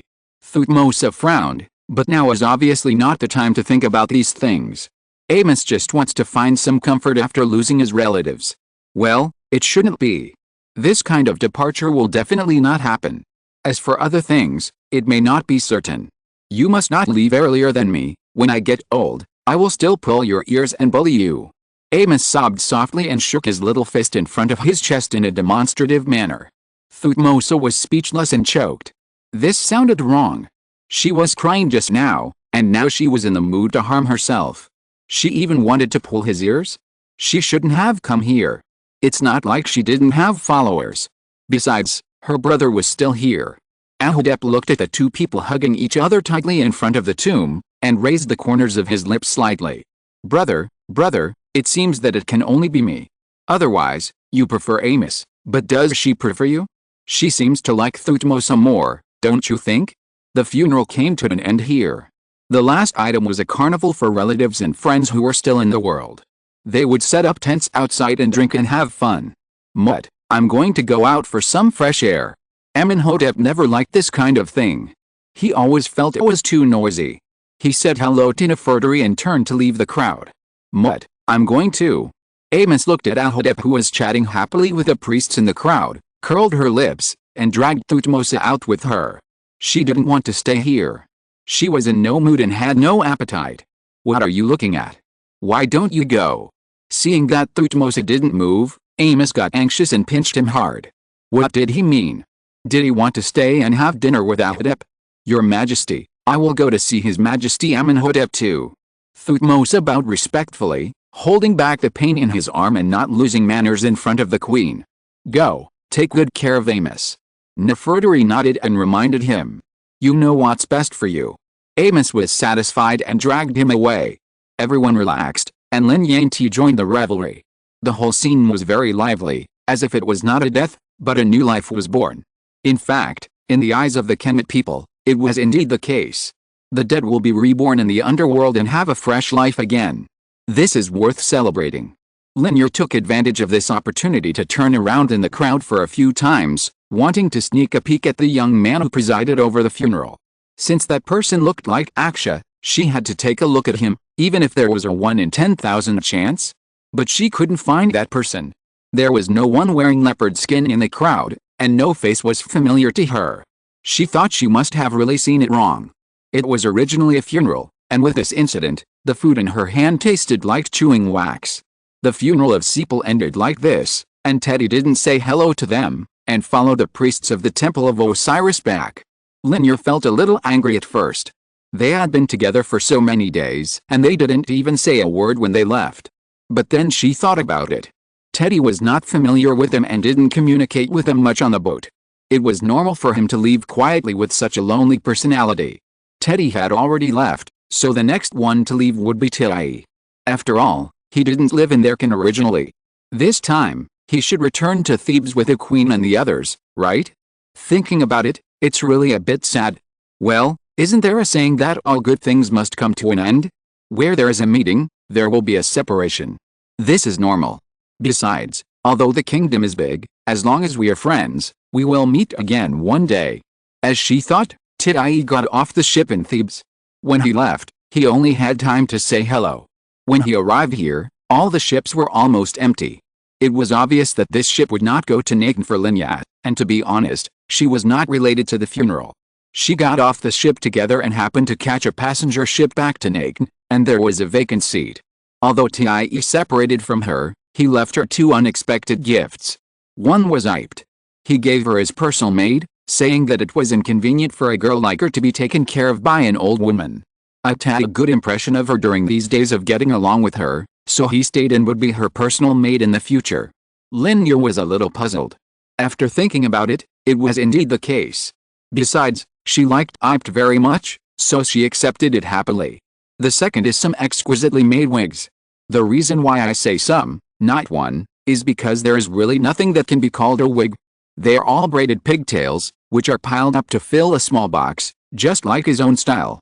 Each one is woven very cleverly, and the craftsmanship is so exquisite that Lin Ya studied it for a long time but couldn't figure out how it was woven. Half of them are black, and the other half are mixed with various colors, and most of them are very expensive blue and purple.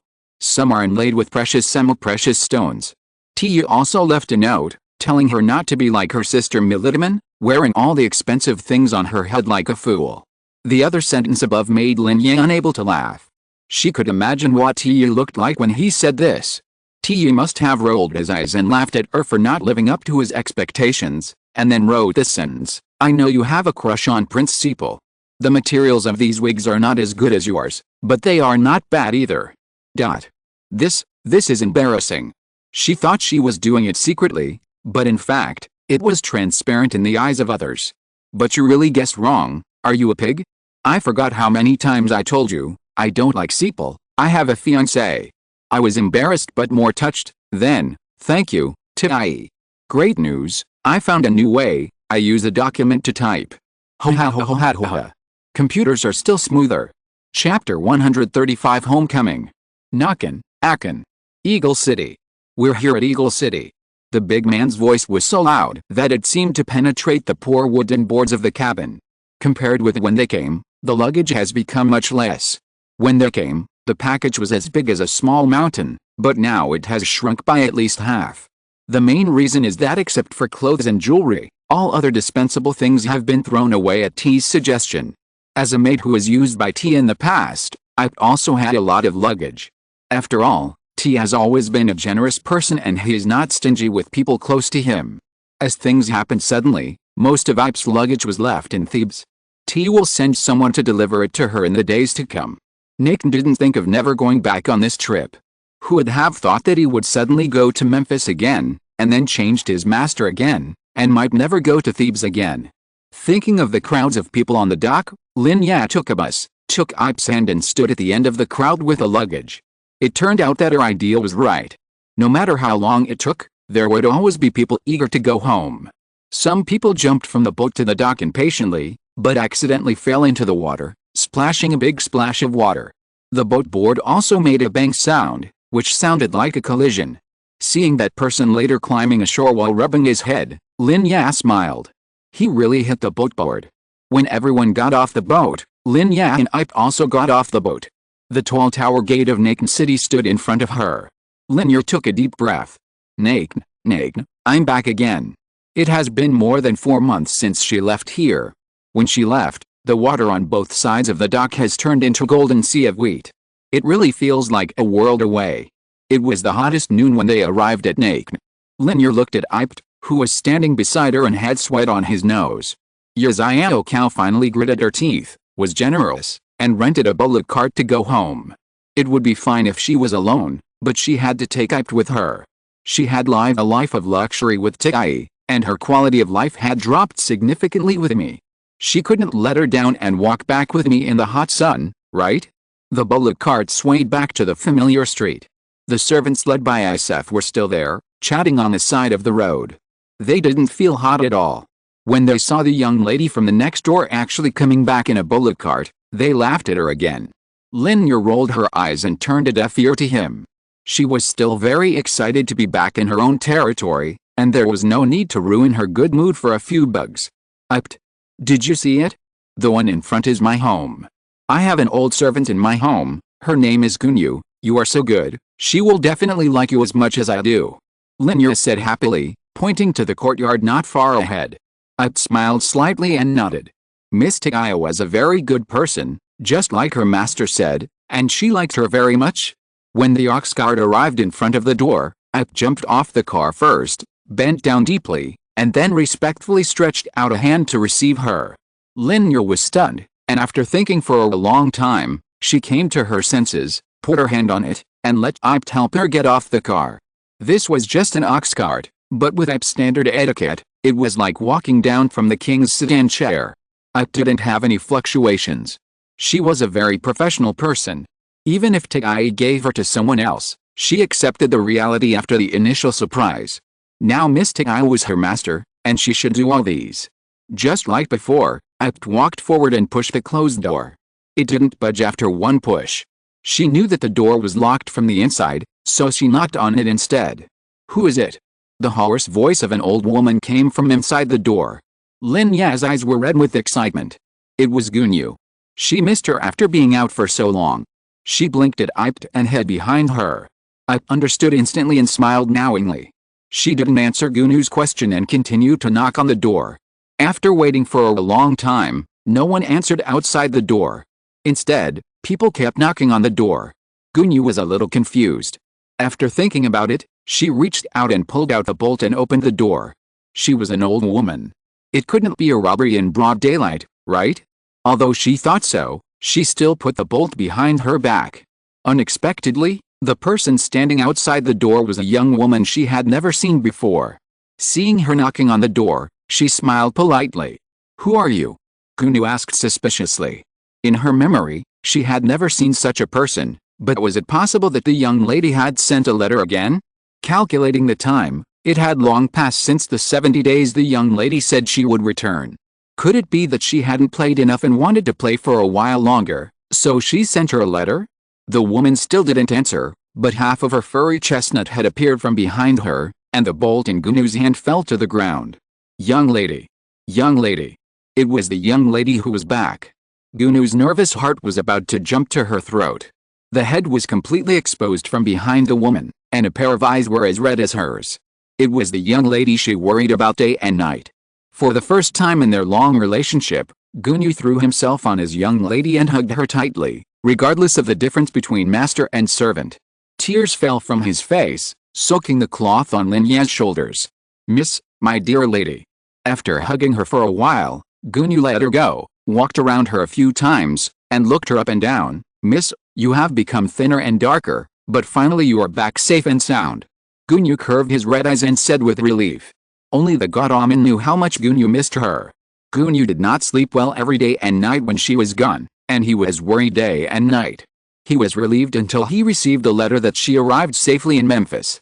Of course I've lost weight. I can't get used to the food on the boat. I still like the food you cook, Gunyu.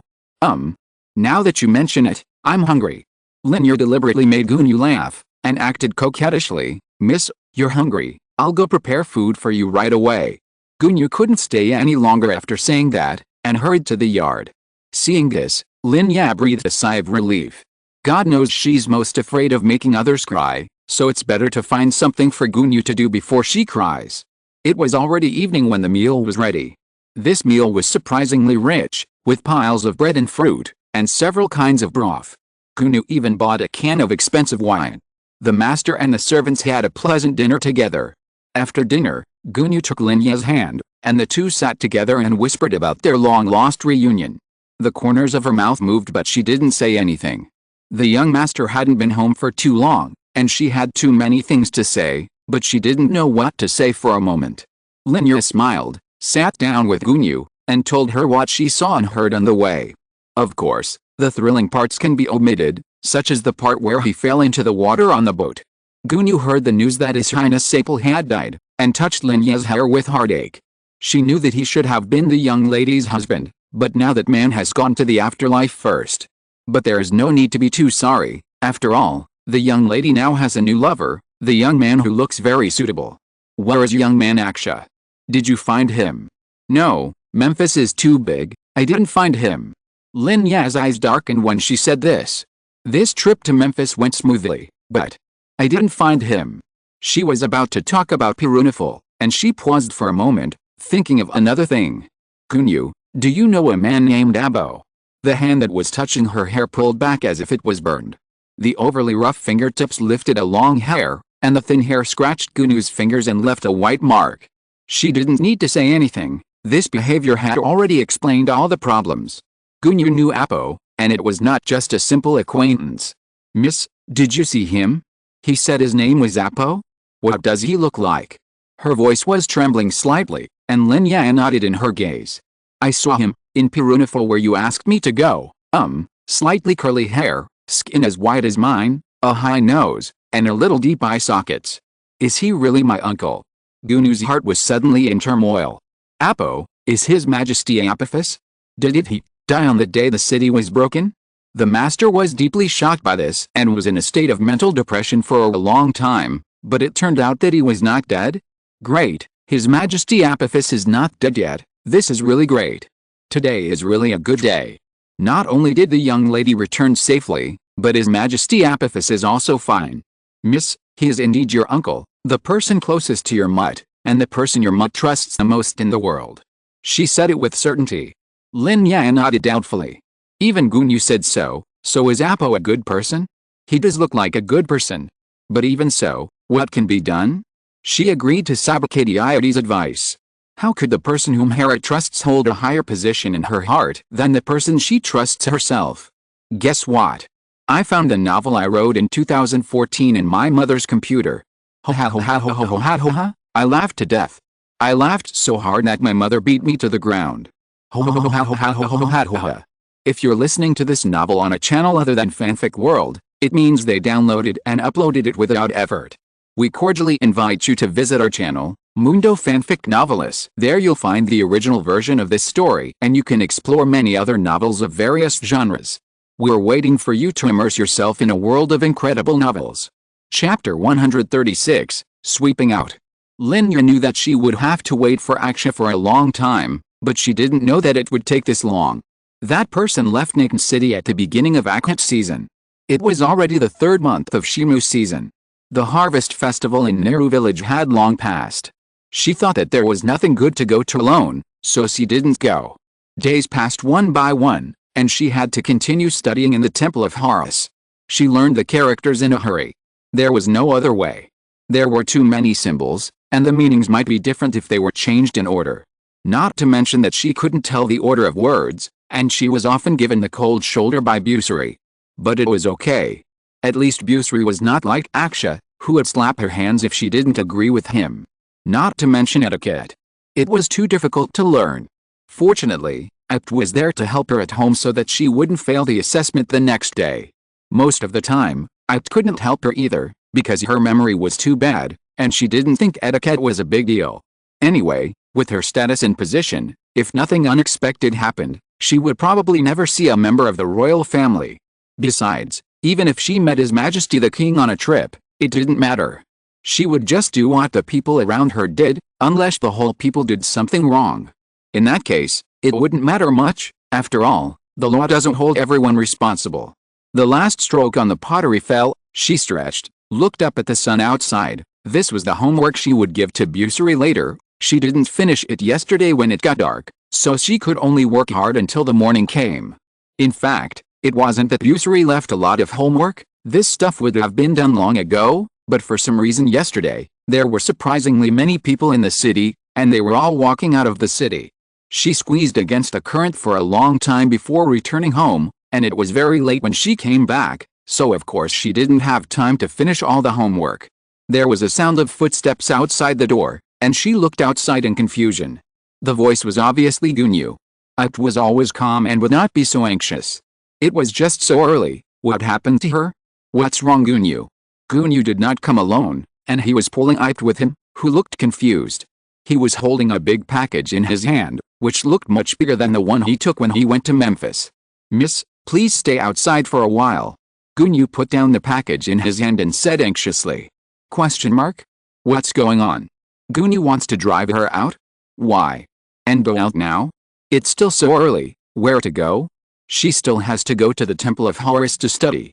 Miss, the divine marriage is coming soon, and your father Rhea may come to stay with his family. You should stay outside first. Gunyu explained. Just a divine marriage?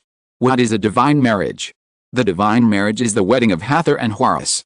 It is held once a year. The statue of Hathor will be transported from Denbora upstream to Edfu downstream.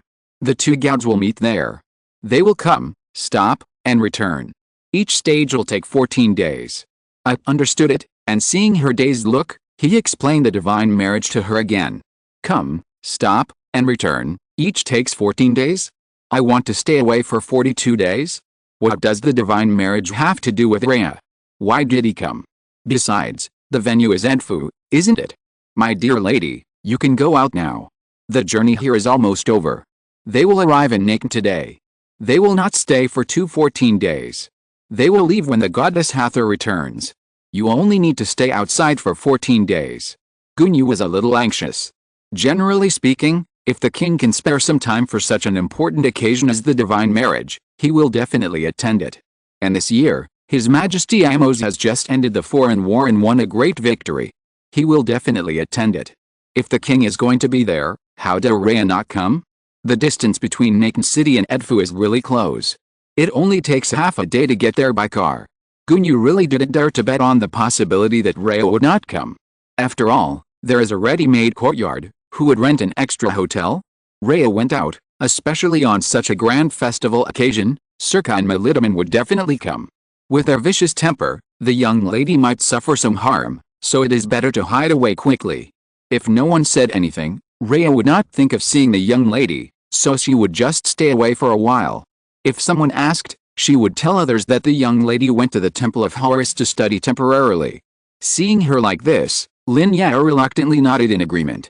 Anyway, if Melitaman and the others wanted to come, she really didn't want to be with them. Just thinking about it made her feel uncomfortable. Gunyu was relieved to see that she was willing to listen to him. He hurriedly threw the package into Ip's hand and pushed them both out. It doesn't matter where we go, as long as 14 days. After this event, they can come back. With Ip here, she doesn't have to worry about the young lady's safety. Lin Ya looked at the closed door, and then at the huge package, feeling helpless. What is in it? It's full. Isn't it too much? After unpacking the package at the door, Gunyu didn't open the door, so he could only throw out the unused ones from the wall. The package instantly shrank into a small one, just right in his arms. It's only 14 days, and it's enough to bring a few sets of clothes and money. Miss, where are we going? I asked back. Well, is the divine marriage good? Lin Ya didn't answer her question, but asked back. The divine marriage is very good. I thought for a long time, and then answered like this. It's hard to say whether the divine marriage is good or not, but this 14 days will be a carnival period.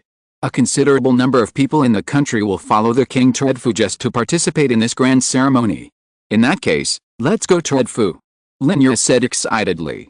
It would be a shame not to join in the excitement. The scene was so big, and she didn't have to worry about running into Rhea. She would definitely not be so unlucky.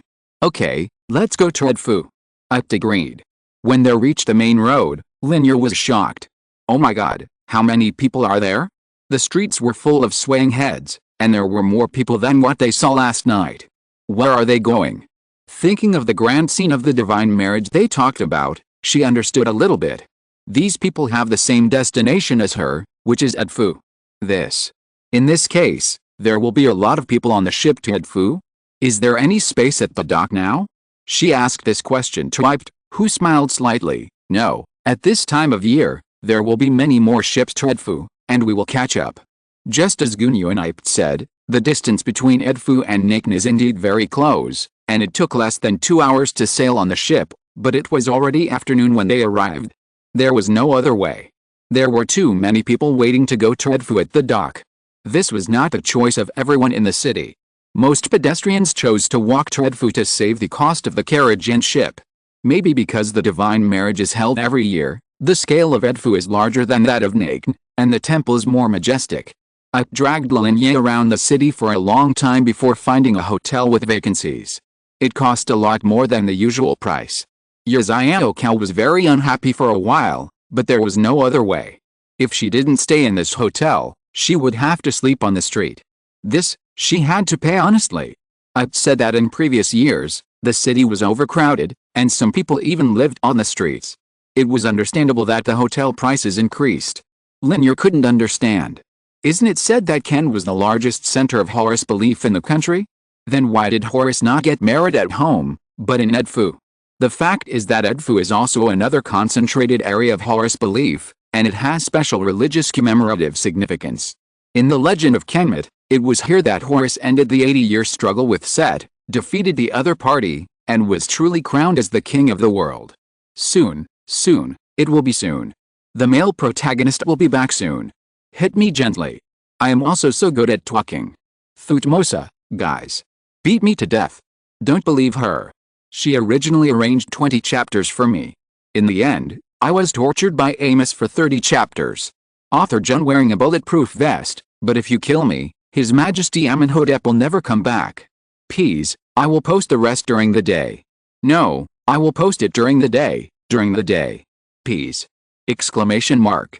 Chapter 137 God's Wedding. The second day after arriving at Edford, the divine marriage began. The courtyard was noisy early in the morning. This kind of hotel is a 2-story small house next to each other, tightly arranged together to form a small courtyard. The rich live in a single house, and those who can't afford so much have to share with others, and the next is the legendary big bunk bed. But now is a special period. Even if Lin Ya and her friends pay, there is no single house for them to live in, and they still have to share a room with others. A 2-story building is divided into 3 parts, one on the first floor, one on the second floor, and another on the rooftop terrace. Fortunately, the owner is a bit smart and arranged this building for female guests, otherwise Lin Ya would rather go back to Nakan to see Militaman, and never settle here. Lin Ya and Ipe live on the second floor. There is a small terrace outside that connects to the roof. Although it is a bit noisy with people coming and going, it is still a small area rented out compared to others. It is a good choice to enjoy the cool breeze and the wind at ordinary times. But the morning of that day was too exciting. Just after dawn, it was like an earthquake upstairs and downstairs, with a sound of footsteps running back and forth. No matter how deep a sleeper was, he couldn't fall asleep at this moment, let alone a light sleeper like Lin Ya. What happened? A head popped out from the bedsheet. The eyes were not fully open yet, and she was still a little confused. She looked at Ipe on the side in a daze, and her voice was hoarse as she woke up in the morning. Are you awake? The divine marriage is about to begin, and they are all rushing to the dock.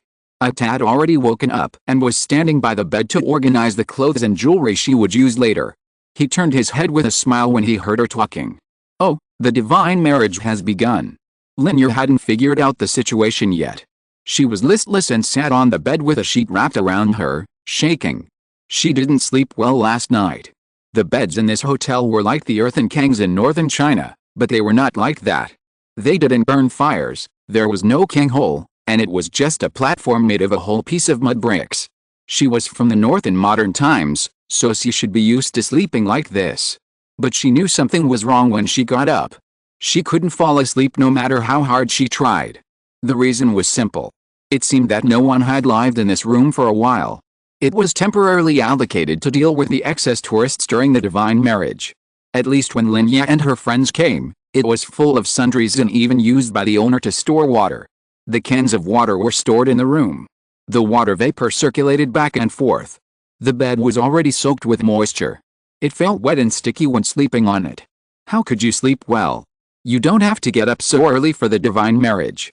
It's not even bright yet. Lin Ya looked up at the sky outside the window. It was still a haze blue color. So early? Too much, right? It's not too early now. There should be a lot of people on the dock. Going earlier can get a better position and see more clearly. Apt explained with a smile. Miss, can you get ready now? She reminded Lin Ya carefully that if she got up later, she would only see a sea of people. No, I want to sleep. Lin Ya tilted her head and fell back into the bed. She didn't want to go. Whoever wanted to go could go. They finally stopped arguing and it was a good time to have a good sleep. But, it was a divine marriage, a grand ceremony that could only be seen once a year. Wouldn't it be a pity not to attend the whole process? Should I sleep or go out to watch the fun? At this moment, the two villains in Lin Ya's head were fighting each other. In the end, the villain who was watching the fun was more skilled and found a tricky angle to defeat the enemy in sleep. Lin Ya stretched out an arm from the sheets and said in a muffled voice, "Where are my clothes?" There were indeed quite a few people on the dock. They came early, but still found a position where they could see clearly and waited for the arrival of the goddess Hathor. This voyage was different from the previous voyages of the gods. The shrine of Hathor would not be carried off the ship at the dock, but would go up the river. Yes, up the river. The Kemet people, who were passionate about the marriages of the gods, were so concerned about the wedding of Hathor and Horus that they dug a shallow canal on the other side of the dock, all the way to the temple of Horus in the city. Hathor would go up the river to her husband Horus. From the dawn of the morning until afternoon, more and more people came to the dock. It was stuffy and airtight. Not only here, but also on the opposite side of the river, the ridges on both sides of the river were full of people. Lin Ya and the others stood there, and were almost dehydrated by the sun. When Lin Ya made up her mind that if she didn't come again, she would go back to sleep, the big ship carrying the shrine of Hathor finally arrived. The huge and gorgeous ship, decorated with a gold-plated bullhead, finally broke through the waves from the other side of the sky. The crowned King Amos personally escorted the shrine of Hathor and stood at the bow of the big ship. Behind him were the queen and other royal family members, and his trusted ministers. With the appearance of the king and Hathor, the crowd on the dock began to cheer and boil. This scene was many times larger than when the Theban priests visited the temple of Horus. The density of the crowd alone was several streets ahead of the latter. The noise in the ears was enough to make people lose their minds. Lin Ya was still very interested in Amos. He was the favorite of all the people of Kemet. He was the living god on the hearts of the people and was more respected than all the gods. He could give birth to such beautiful descendants as Sepal, Amos, and Amónhotep. What should Amos be like? Unfortunately, there were too many people. Even if she stood on tiptoe and opened her eyes wide, she could not catch the king's figure. She could only see the backs of heads one after another in front of her. The big ship carrying Hathor and the king had already sailed into the canal. All the people knelt on the ground and performed the great ceremony of meeting the king for Amos. Lin Ya stood there and did not react for a while. Fortunately, Apt pulled her and let her kneel down before she stood out too much. Her knees hit the ground and she felt a piercing pain, and she slowly regained her consciousness. Just now on that holy ship, she saw that familiar back again, and he was still standing with the royal family. How many times has this happened? Once can be said to be a coincidence, what about now? Could it be that the person on the boat was Aksha? Was it because she hadn't dared to believe that she had missed him repeatedly? Her head was filled with messy thoughts. No, she had to see him once. The holy boat passed this area. Thinking that no one would notice her, she secretly raised her head and looked straight at the royal family and nobles on the holy boat. The figure had disappeared. Maybe he went to a corner that she couldn't see. As if she noticed something, she was startled and quickly lowered her head and mixed with the crowd around her. Just now, she didn't see Aksha but saw another person. Handsome, serious, with a short haircut. Rhea, it was Rhea. He really came to Edfu with Amos. And he looked in this direction just now. I don't know if he noticed her. If he did, it might cause trouble for Gunyu. What should I do? What should I do now? Before she could figure it out, the crowd gathered again. They held flowers or incense in their hands, followed the holy boat all the way, and sang unknown hymns. I got her a handful of freshly watered water lilies from nowhere, and she held them in her hands, covering her face, and walked toward the temple of Horus behind the crowd. After walking for an unknown amount of time, the majestic building finally enlarged in front of her eyes. There was also a huge eagle-headed ship moored at the entrance of the temple, on which stood the temple priests from Edfu. The king took the lead in chanting hymns, and the people followed suit, throwing all the bouquets and incense in their hands into the water. The priests lifted the shrines of their own gods and walked to the dock in front of the temple together. There were priestesses who walked while throwing petals in their hands and shaking fork bells. In the rain of flowers, the curtains on the shrines of the two gods were slowly lifted. All the people shouted loudly, calling the names of the two gods, and more of them knelt down devoutly. In a year, only on this day can you see the true appearance of these two gods. Lin Ya looked around, but didn't find it strange. In her opinion, the true appearance of these two gods is just two golden statues. Hathor still has the same cow horn braid, and Horus still has the eagle head, which is no different from other statues. Is this also called the true appearance? After the ceremony of revealing the true appearance, there is the opening ceremony, which is the same as the opening ceremony of the dead. But the person presiding over the ceremony surprised Lin Ya. It was Busiri?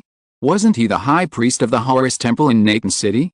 Why did he come to Edfu and presided over such a grand opening ceremony? She couldn't see who he was, but the bald head shining in the sun, coupled with the chanting of the ceremonial officer, made her recognize Busiri at once. The guilt brought by skipping classes was swept away. Tisk tisk, the teacher skipped class, so no one would know if the students ran away. After the opening ceremony, the two shrines were carried to a secret space in the temple of Horus, so that the long-lost couple could spend a good night together and talk to each other. All the itineraries for today ended here. Lin Ya pouted her lips in boredom and regretted it at that time. That's it? That's it? It's better to sleep in the hotel than to see a sea of people in the hot sun. However, this is only the first day of the divine marriage. Chapter 138 My Horus. In a blink of an eye, it was the last day of the divine marriage. During this period, Lin Ya could be said to be deeply tortured. First of all, the divine marriage was not about ending the ceremony during the day. Every day during this period was a carnival day. People could drink and sing all night until the sun rose. All the food and drinks needed were provided free of charge by the temple of Horus or His Majesty the King. There is never a shortage of energetic people in the world. Every day there are different people participating in the carnival. Since the divine marriage, Lin Ya has not had a good sleep. The other two guys in this room, who can be regarded as roommates for the time being, can be said to be the best among the energetic ones. They have never missed any carnival.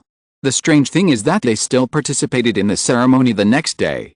This spirit is really admirable. Lin Ya herself has not been idle these days. She followed every ceremony during the day and joined the carnival at night. It is hot during the day and noisy at night. She still prefers to sleep. But why did she participate in all the activities even though she was so disgusted, and even follow the king's sedan chair to an open space in the suburbs to pray for a good harvest?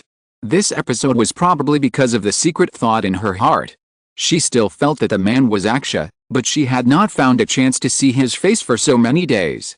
In a carnival a few days ago, Lin Ya saw someone asking for an oracle, so she couldn't resist the temptation and queued for a long time to ask for one.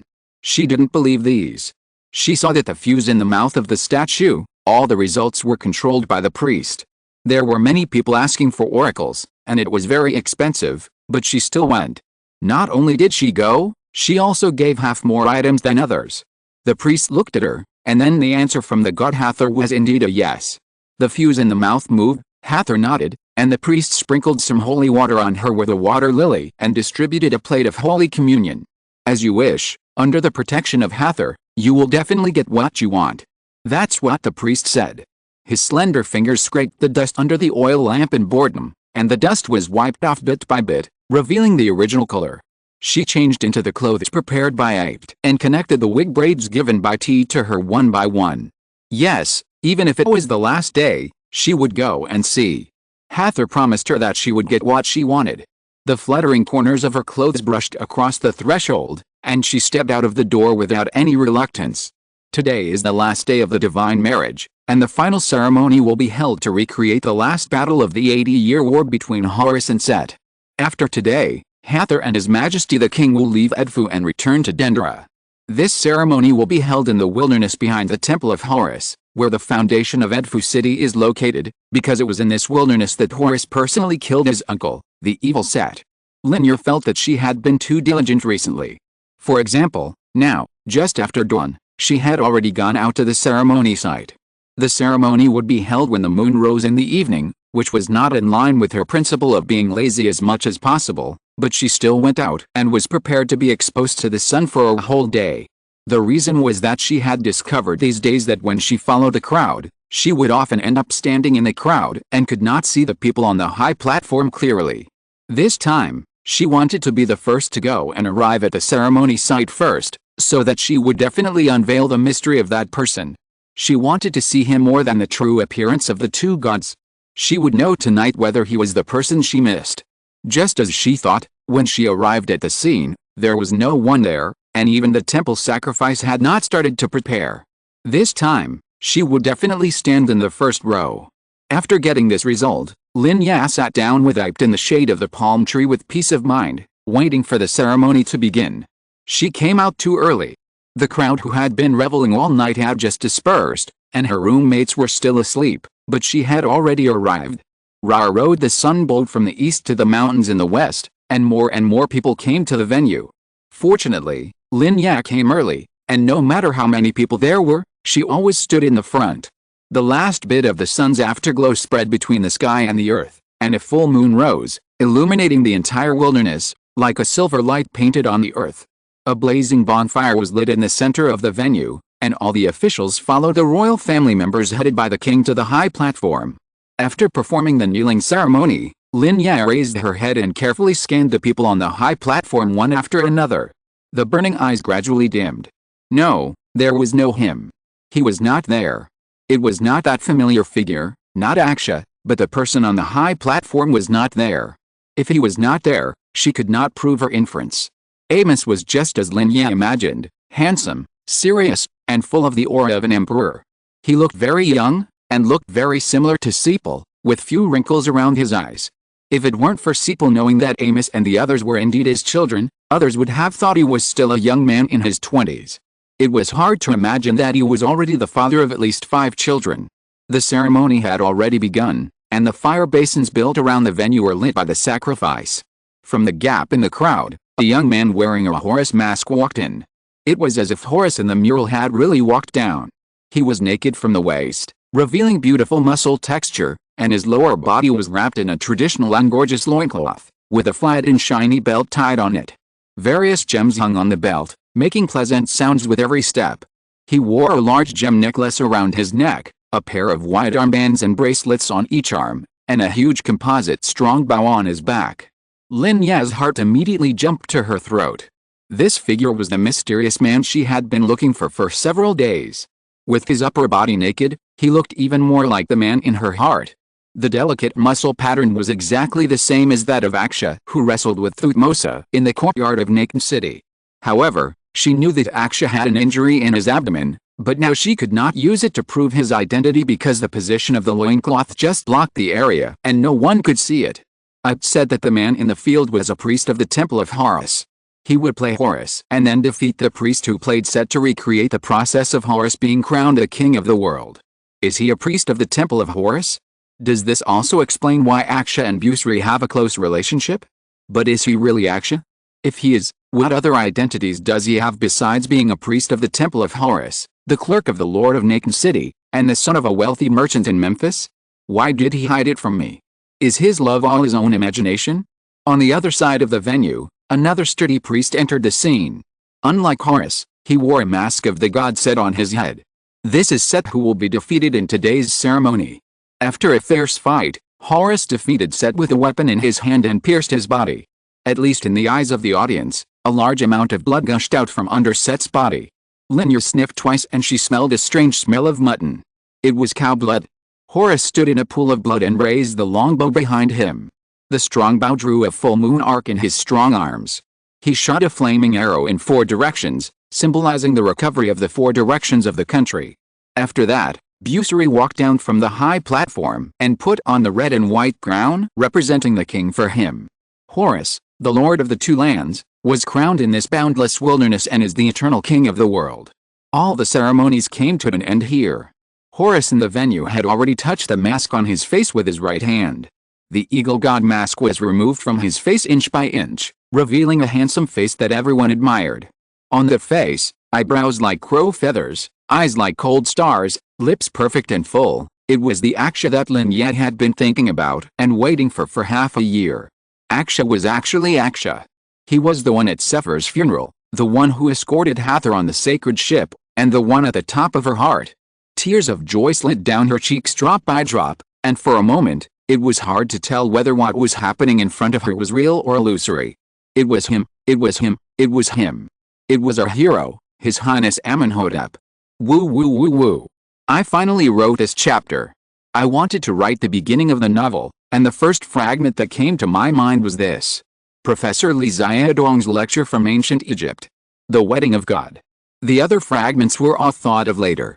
Above the silver wilderness, the handsome young man took off the Horus mask on his face, reunited with the heroine, and then confirmed the position of each other in their hearts. Woo woo woo woo. I thought it would take me a long time to write this chapter, but it was not as beautiful as I imagined. Woo woo woo. Chapter 139. I miss you, my Hathor.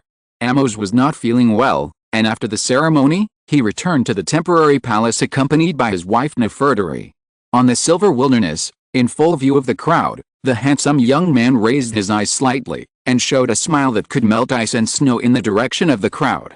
He stretched out his hand, walked a few steps to the front of the crowd, and took a dazed and tearful girl into his arms. I miss you, my Hathor. He said so. The young man who was so charming on the scene just now had a lover in just an instant, and the girls present were heartbroken. Amónhotep's move was not small, and all the dignitaries who had not yet left the scene saw it clearly. Is that His Majesty Amónhotep's lover? One of the future queens of the kingdom? Why does she look familiar? It seems to be the one that His Majesty Sephir liked years ago? Although the other party of the engagement has passed away, the chaotic engagement at the Flood Festival is still fresh in people's memory. It seems to be true. What's her name? Tiaya? Rhea's daughter? Tisk tisk, Rhea is really capable. Not only did he climb up by pulling women's belts, but he also raised a daughter who is so outstanding and charming. How long has His Highness Sepal just passed away, and now he has hooked up with the new regent Prince Amónhotep? Did he set his goal on the position of queen from the beginning? Thinking of this, the eyes of the dignitaries could not help but look at Rhea with some contempt. Lord Rhea, the position of queen is finally stable. Immediately, someone congratulated Rhea, and the teasing tone made it difficult to tell whether it was true or false. As for Rhea himself, he just experienced a pupil earthquake and couldn't believe his eyes. Tiaya, it was his daughter Tiaya, that's right. When did she have such a close relationship with His Highness Amónhotep? No, this must not happen.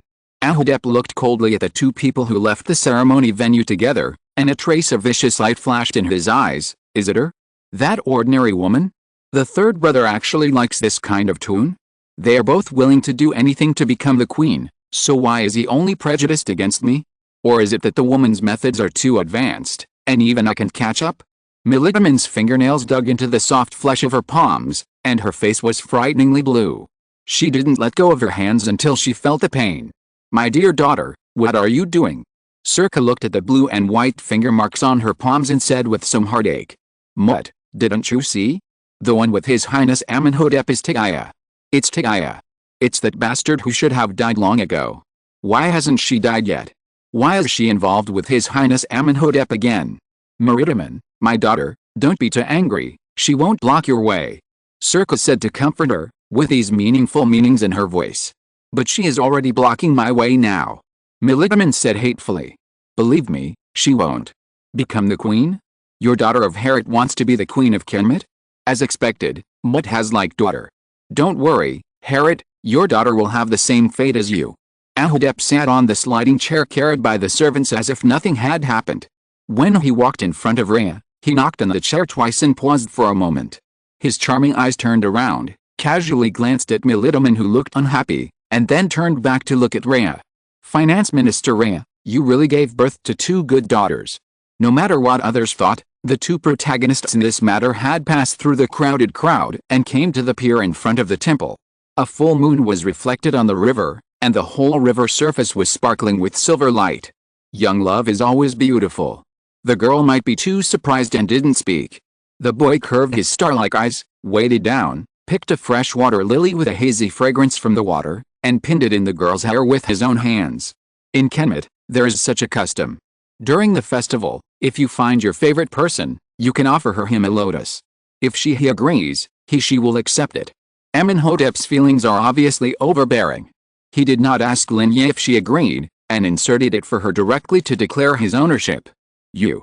Lin Ya's dull eyes finally moved, but the words she uttered were still not so clear. Am I dreaming? Did Hathor appear? She really let herself meet him, and it was still such a scene, such a plot. Could it be that she was not awake yet? Wake up and still lie on the damp bed in the hotel. Everything is a dream? Amónhotep did not answer, but blinked at her, loosened the gem belt around his waist with his hand, then held her hand and touched the scar on his waist and abdomen. Tell me, am I dreaming or reality? The skin under his palm was warm and elastic. The scar bulged on his waist and abdomen. The scope alone was enough to prove how deadly it was at the time. Lin Ya pulled her hand back quickly as if she was burned. The remaining temperature on her hand spread from her fingertips to her cheeks and then climbed up to her pink ears. What a sin. When did he become so unrestrained? Exclamation mark. But, it was really not a dream, it was really Aksha, back in front of her again. Hathor did not lie to her, and he did not lie to her either. No, that's not right, he still lied to herself. He never said that he was a priest of the temple of Horus. There were so many suspicious aspects to his identity. He didn't even tell her his real name. Her pounding heart was soothed by reason, and a trace of grievance surged up again. This grievance accumulated more and more, and finally rolled out of her eyes. Why did you lie to me? She asked the question, but did not give the other party a chance to answer. She was afraid that she would not be able to accept the result he said. She was not prepared for him to say that he had never liked her. Do you know what kind of life I have been leading since you left? I counted the days until your return every day. I studied hard. I didn't like anyone in the house of life, but since you wanted me to, I did it. Do you know? I didn't have any friends in the house of life and was ostracized everywhere, but I endured it in the end. I tried not to conflict with them because I went in with your letter of recommendation and I represented your face. But what did I know later? Amónhotep, this is the name you gave me, but I learned the meaning of this name from other people, and I also learned that your name is not Aksha at all, and you have always been lying to me. Amónhotep, your name is Amónhotep, and I am Amónhotep because I was born for her, but do you really like me? If you like me, why did you lie to me? What I find most unacceptable is not that you lied to me, but that even though I knew you lied to me, I still willingly boarded the ship to Memphis. Even if you lied to me, I would still look for you in the vast sea of people, and then tell you that I like you. Even if you lied to me from beginning to end, I still only remember your goodness and never think of you in a bad way. Memphis is so big, I can't find you. I waited for you in the Memphis palace for 3 months, but you didn't show up. Amónhotep. There are too many people with this name. So many that the guards in the palace and the new regent prince who likes men are all named Amónhotep. Where do you want me to find you? The grievances in his heart and tears vented out like a flood, while the boy opposite just had a face of forbearance and said nothing. Amónhotep's heart was in a mess now, and his clenched fists loosened and tightened again. He thought it was a happy scene of reunion after a long separation, but he didn't expect it to be the opposite. He never knew that his first lie would cause such great harm to her. His beloved embarked on such a dangerous journey alone to find him, but he knew nothing about it. She was clearly in the palace of Memphis, but he never thought of this possibility and let her explore alone in a strange place. Everything was his fault, but what should he do to make up for what had happened? He didn't dare to think about it. What should he do if something happened to her on the way? How could he forgive himself? Amónhotep was at a loss. You have to fill the hole you dug by lying yourself, otherwise you can jump in. Abba abba abba. Let's witness what's next, Amónhotep, who is smooth talking. Meng, say it again? Was it me who dug the hole or you? Holding a knife, the author of the bulletproof vest with the hole poked, Your Highness, spare my life. Even if I dug it, I can't coax your wife for you. The key is that it doesn't work even if I coax her. Chapter 140 I like you. I'm sorry. She just kept pouring out her grievances, and Amónhotep listened to her quietly. When she stopped crying, He only said this. His eyebrows were tightly knitted, as if he was a little impatient. Impatient? He was impatient? Did it like to listen to himself complaining?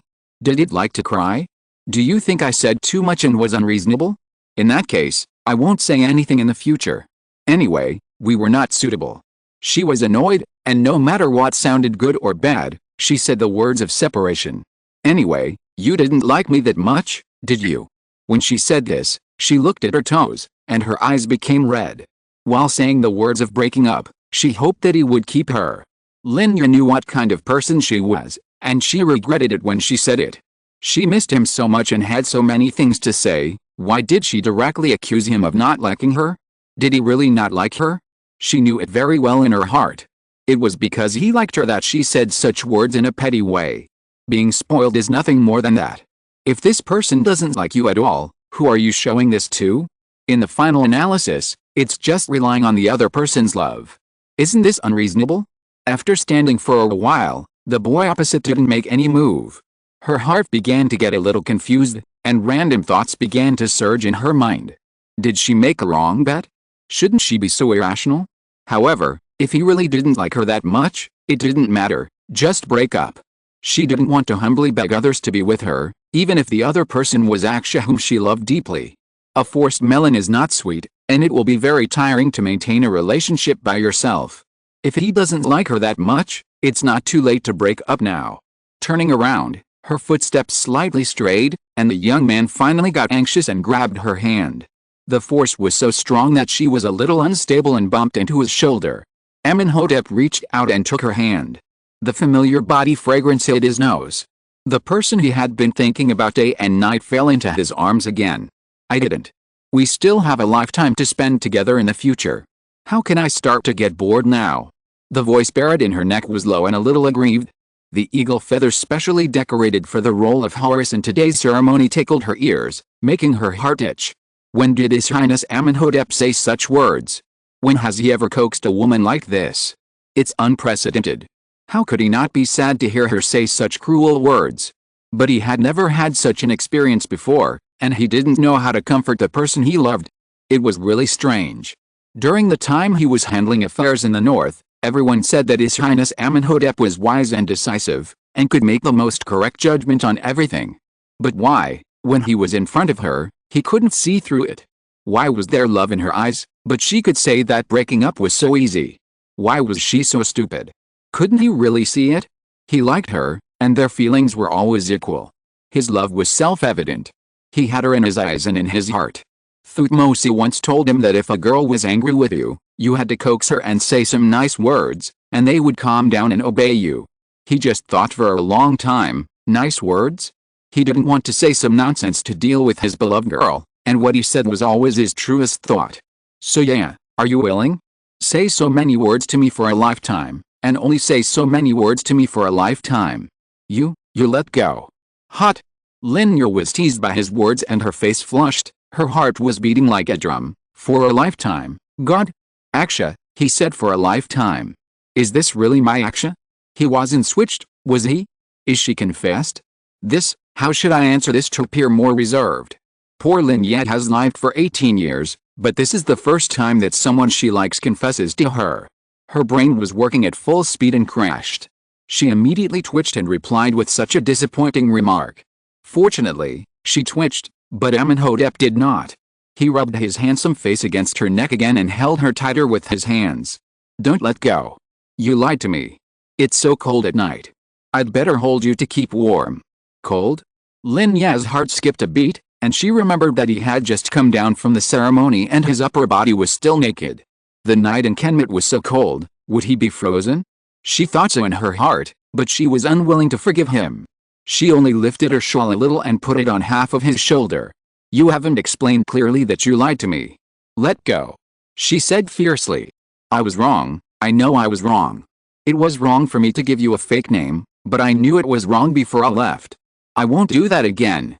Amónhotep felt a warm shawl on his body, secretly smiled, and admitted his mistake as quickly as possible. He was also very aggrieved. Did I say Ankness Amónhotep? The meaning of this name is so simple, you can tell what his real name is as soon as you hear it. At first, Seeing that she didn't react at that time, I thought she had already noticed it, but it turned out that she was stupid. Well, really stupid. You still have to protect yourself. Okay, I'll put this matter aside for the time being. Then what is your identity? The son of a wealthy businessman? The city lord's clerk? The temple priest? How many things are you hiding from me? He admitted his mistake without thinking, and Lin Ya's anger was almost gone. After thinking about it, she still couldn't forgive him easily. He had hidden too many things from her. If she didn't figure it out at once, there would still be conflicts in the future. If she wanted to forgive him, he had to confess everything. Don't you know who I am? He raised his head, a mischievous smile flashed in his brown eyes, and then he quickly lowered his head. Before she could react, a pair of soft lips had already touched hers. For a moment, it was as if fireworks exploded in her heart, and the little rationality left in her mind was blown into a pile of paste. The shawl slipped from his shoulders, and she couldn't help but hold his neck and deepen the kiss. The night wind blew across the water, bringing up a wave of ripples, shaking the full moon in the water and the figures leaning against each other, and gradually becoming indistinguishable from each other. After the kiss ended, she still felt confused and looked dazed. Oh my god, Aksha has changed his personality. Is this really him? Amónhotep laughed softly and gently stroked his lips that were kissed red by his thumb. Yeah, do you know now whether I like men or women?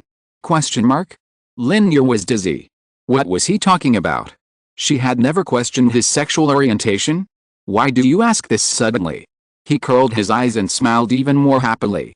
I am the one you are talking about, the son of His Majesty the King, the younger brother of Sepal, the new regent Prince Amónhotep who likes men. His voice was soft, and he emphasized the two words like men deliberately, with a strong threat. Kaba, the nerve in his brain was broken. Baji, it was the voice of a regent prince who likes men. He is a prince? Yes. He and Sepal are indeed very similar. The king is also the richest man in the country, that's right. The city lord should listen to his orders. It is normal for him to preside over the ceremony. She picked up a prince? But what does it matter? She only likes him as a person. Do you understand now? No what? Do I like men or women? Women. Looking at his increasingly dangerous eyes, Lin Ya instinctively shrank her neck. Wrong again. He shook his head and sighed. Wrong?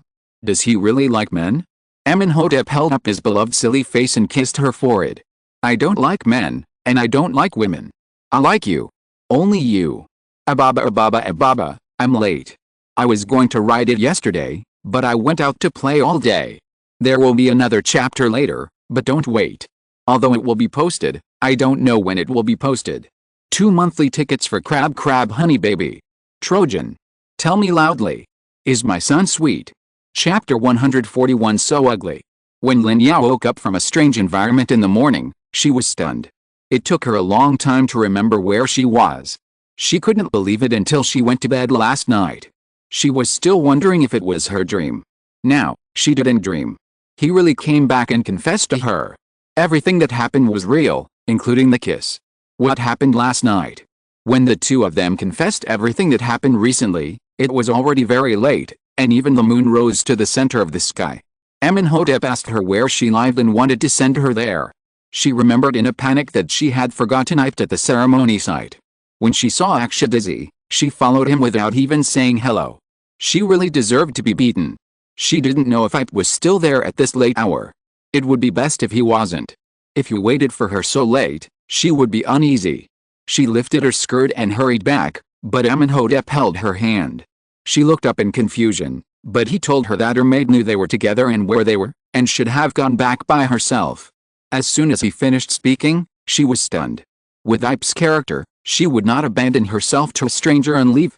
Something must have happened that she didn't know about. Amónhotep just smiled, and then told her that when he went to get her a drink, he saw her servant. He had already told Ipt to go back without worry and he would take good care of her.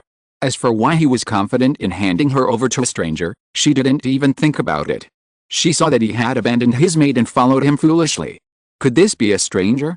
Later, after hearing about the inn where she lived and thinking about the environment of that area, Amónhotep frowned and invited her to go back to the palace with him to stay overnight. As soon as he finished speaking, Lin Ya suddenly thought of some ideas that might be normal people would think of, or might not be. His face instantly turned red. From time to time, she raised her head to secretly look at his face, but saw that his face couldn't be more serious, without any wretched look. No way. Is he just taking it for granted? It seems. This progress is too fast. Did they just confirm the relationship? Amónhotep knew what she was thinking as soon as he saw her embarrassed look, and a barely noticeable blush climbed up the tip of his wheat-colored ear.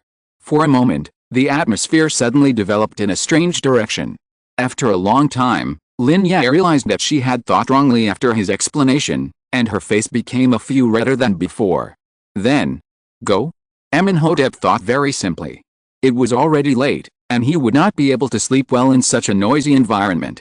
Anyway, he could not sleep for long, so he might as well choose a place with better sleep quality. That was all. He was considerate after all. He walked all the way to the door of the temporary palace, sent a guard to tell Ipe that he would not return tonight, and called his confidant, and then asked the confidant to take her to a quiet and comfortable room. He remembered that there was a room that was far away from the royal area, no dignitaries chose to live there, and there were no carnival crowds. It was very quiet and suitable for her now. He could not lead the way himself. She was a girl, and she was his sweetheart. His behavior tonight had already exposed her to the crowd. If they returned to a room in the palace together at night, even if they left at the door, it would be more disadvantageous to her if someone saw them. This room was exactly as he said, quiet and comfortable, and no one came to disturb her. As soon as she lay down, she slept until dawn, and half of the fatigue she had felt in the past few days disappeared. She had just gotten up and was still a little dazed when she sat on the bed. There were several knocks on the door. At this time, there was only one person who had come to see her, her new boyfriend, Mr. Amónhotep, who she had just confirmed to be dating yesterday. She only glanced at her frizzy hair in the silver mirror opposite her, and her foot that wanted to open the door was immediately retracted. No, she must not let him see how ugly she is. If she opens the door, she must wait until she has combed her hair. This hair is so difficult to comb. When she came out yesterday, Ipe had braided her hair. It took her more than an hour to untie it before going to bed last night. She has obsessive-compulsive disorder.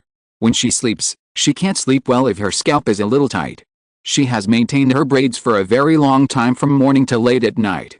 Even if she removes them all, how can there be no traces? Even the best quality comb is very laborious to comb.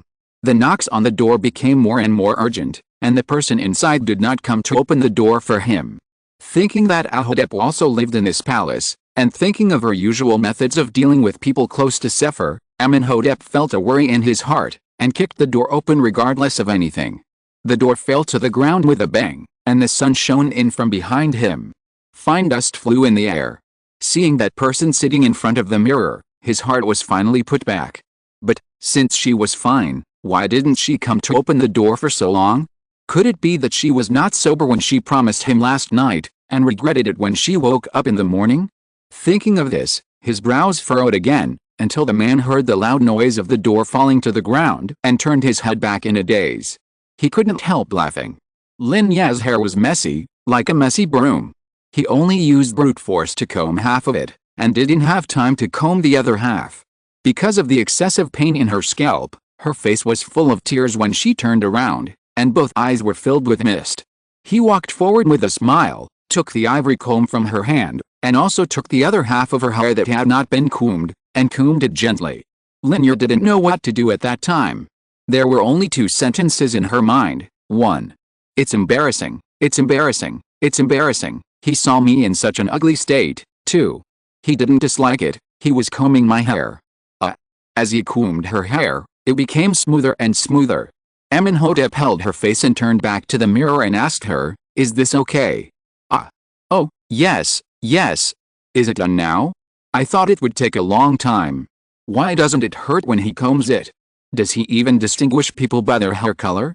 Amónhotep gently rested his chin on the top of her hair, and put his arms around her shoulders, muttering, "It would be nice if your hair would be frizzy every day." Lin Ya's eyes widened. What does he mean by this? Does he want to see himself embarrassed every day? This way I can comb your hair every day. He said the second half of the sentence with a smile. The words "comb your hair every day" echoed in her mind again and again. Lin Ya's face turned red again. She felt that he had changed a lot since they met again. He used to be aloof, But now he can say the sweetest words in the most serious tone, making her feel like she had drunk alcohol and fell into a dream. She didn't want to wake up, but she couldn't. After combing her hair, he stood aside and watched her braid the wig she had taken off yesterday. Without Ep's help, the braid was not so delicate, just ordinary, and it took a long time. He just waited like that, without any complaints. He still had plenty of time today. Hathor's shrine would not return to Dendera until the evening, and there were no important activities during the day. The makeup tools provided in the palace were different from those in the outside world. The short sticks used for makeup were made of precious glass. It was not very convenient to dip and apply, and it was a bit slippery. Seeing her clumsy appearance, Amónhotep reached out and picked up the short stick, turned her face very naturally, raised his hand and gently applied it. Through the other open eye, Lin Ya looked up and secretly looked at his serious face. His long eyelashes were thick and curled, and trembled slightly with the movement of his eyelids, like a dark blue butterfly. All time turned back, as if returning to the day in Naked City. He was also applying eyeliner for himself in the same way, but now everything is different. They have a mutual understanding. He is no longer the fiancé she boasted about, but a real boyfriend. So ugly. All the processes have been completed, and the last stroke on the red lips has been drawn. He put down the pen and gently spit out a word. Question mark? Ugly? He said I was ugly? What does he mean? She was moved just now, but she was not moved at all. Bah. The wig is ugly. He said again. Lin Ya was completely speechless. What else can she say? Yesterday, he praised her for her good looks, contrary to the normal straight male behavior. As a result, he found out later that the wig was given by the court barber Te. At that time, she was angry and insisted that Te was her suitor. Look, it's not over until today. The wig that was beautiful yesterday is really ugly today. She and Te are just friends. But seeing him jealous, this mood is really good. There will always be such a day when you will be jealous of me. I'm going to take you to see someone later. Amónhotep looked at her for a while and suddenly said so. See someone? Who? Could it be Thutmose? It's been a long time since he last saw him. My father. He said in a serious tone. Exclamation mark. Amos? He's going to take me to see His Majesty the King? They just established a relationship yesterday, and he's going to meet the parents today. Question mark. It's too fast. Ababa, another monthly ticket for ZZ honey baby. Ho ha ho ha ho ha. It seems that I can only say ababa. The second season of my favorite comic has begun. I just saw it today. I strongly recommend Success is also Ziohi. Or